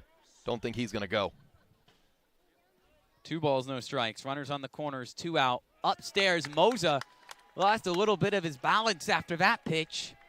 Stayed on his feet, but stays behind in the count. 3 balls, no strikes to 3-0. Jake Hyde. And if you're Hyde, with how unhittable Moza's been, you not only take the 3-0, might even think about taking the 3-1. Make him throw you a strike. Moza stares down Farrow at third, and out of a play. Here's the pitch. On the lower third, a strike with the fastball, 3-1. Farrow on third, the tying run at a 2-1 game that Harwich leads. 2 outs, top 9. 3-1 pitch, swing and a miss. 3-2. Orleans. Olmsted's going to be going at first, too. Olmsted on first, Farrow at third. Full count to Hyde. Here's the pitch, and it's fair. Right into the glove at Scano at first. That's the ball game. He steps on the bag with his left foot, and it's over. Harwich. It got crazy at the end. Orleans with a couple hits in the top of the 9th to provide some late drama. But ultimately, Aiden Moza mows through Orleans in the final 5 scoreless innings out of a bullpen for the Alabama reliever after 4 innings of 1-run ball from Andrew Armstrong. And Orleans' 3-game win streak ends in Harwich. 2-1 Mariners take it over the Birds. And that was probably the best game in terms of excitement, in terms of stress we've seen all season between the Birds and another team. Of course, sadly, it doesn't come out in their favor. They had a lot of chances to come out with the win. However, it was back to the runners in scoring position battle. And Harwich did their job. Only 5 hits. They took advantage of a few walks. Hunter Fitzgerald with a big hit. Brian Arndt, of course, with that game-winning home run, which now stands as the game winner back in the 6th. But just a good, hard baseball game. Only 3 runs, but the excitement was to the max tonight. Eddie Micheletti with a run-scoring double in the 4th. Fenwick Trimble came around the score. Lone run tonight for an Orleans offense that exploded for 13 runs last night against Brewster. 7 hits for Orleans, no errors. Meanwhile, Harwich, who has now won 5 in a row, a win streak that started with a dominant win over Orleans on Sunday, improves to 8-3, still atop the East Division with 2 runs in the 5th and 6th innings combined, 5 hits, no errors. Still feels pretty decent, though. As you mentioned, when Orleans has lost in the past this season, this is now the 7th loss for Kelly Nicholson's Firebirds, has not been pretty. But tonight, to play a team that you had been smoked by the first 2 times and to play them real close, you got to feel like there's a lot of good to take away from it. 100%. I mean, you said it. The run differential between these 2 teams in the first 2 matchups, 22-5. A 2-1 game in the 3rd matchup on the road. You can't ask for a lot better, right? A loss, you don't want to say it's a positive loss because no loss is positive, but a lot of good signs out of this. And once again, the pitching was dominant when it goes from Daniel Avidia to Derek Clark and then Sam Hilboki, who came in, and then Riley Fry got the last out in that 8th inning. So pitching stays good. Pitching stays true. Offense had a tough day with runners in scoring position and ran into a really good arm in Aiden Moza. And if there's anything else positively that you can look at, albeit who really cares about playoff standings just over a quarter into the year, Brewster, who is tied with Orleans for the 3rd spot in the East Division, headed into tonight's game, loses at home to YD 2-0. Katuitt destroys Falmouth 12-1 from Lowell Park. Wareham leads Chatham 8-3. The bottom of the 8th from Spillane Field. Bourne, the big lead over Hyannis, 11-4 in the bottom of the 8th from Doran Park. Those are your scores around the league as we continue on with cooling down on the Birds Broadcast Network. Tomorrow, Cam Leiter to face the Hyannis Harbor Hawks, who probably going to lose to Bourne. You know, never count them out, though. Don't. They just pulled off one of the greatest comebacks in Cape League history. Don't count out Eric Beatty's team. But assuming Hyannis coming off a loss, Cam Leiter on the mound tomorrow. Great pitching for Orleans. Leiter through 2 starts. It's been up and down. What does he need to show the most in his 3rd start of the summer? Yeah, up and down is kind of where it's been, and it feels like a bigger start than probably anyone would say in game number, that'll be 12 or 13. I'm losing track at this point for the Firebirds. But for Leiter personally, 3rd start for him. He's facing a Hyannis team that maybe we didn't see the best of in game 1 because they've been hot ever since and have a great offense headed by Ben Williamson, the left fielder out of William and Mary. And they got a lot of good bats on that team. But you're back at home, Cam Leiter on the mound, and you're not asking for much. With this bullpen and with how good they've been, 4-5 innings, and keep the runs to a minimum 1-2. If Leiter can get back on track tomorrow, this pitching for Orleans every day becomes a scary situation. Orleans, the pitching good tonight. The offense generating 7 hits, but just a run, and a 2-1 loss from Whitehouse Field against the Mariners. Harwich improves to 8-3 on the season, still atop the East Division. Orleans, 3-game win streak snapped, 5-7 on the year, 3-3 on the road, still 3rd in the East. Thanks so much for joining us here on Cooling Down. Before we go, I want to thank our official post-game sponsor, that being Mazzio Construction. Mazzio Construction LLC has worked hard to build a resume for itself. Let them put their knowledge, experience, and passion together to work for you. Their team is committed to exceed your expectations. New home, addition to existing home, renovation, they handle it all. They work close with their clients to make sure that all your needs are met. They're honest, on time with schedule, and passionate about what they do. Give them a call. Let them introduce you to their work, and let's see how they can help you. Mazzio Construction. That's all we've got from Whitehouse Field. Thanks so much for joining us on the Birds Broadcast Network. A 2-1 loss for Orleans against a red-hot Harwich Mariners team. Join us tomorrow at home from Eldridge Park if you can make it. 6:30 first pitch against the Hyannis Harbor Hawks. If not, our coverage on Scorching Start begins at 6:15 right here on the Orleans Firebirds YouTube channel. Drop us a like and subscription. We greatly appreciate it. For Sammy Miller, Dylan Pescatore, Ian Nicholas, and the rest of the crew, have a great Friday night. We'll see you tomorrow for more Birds Baseball.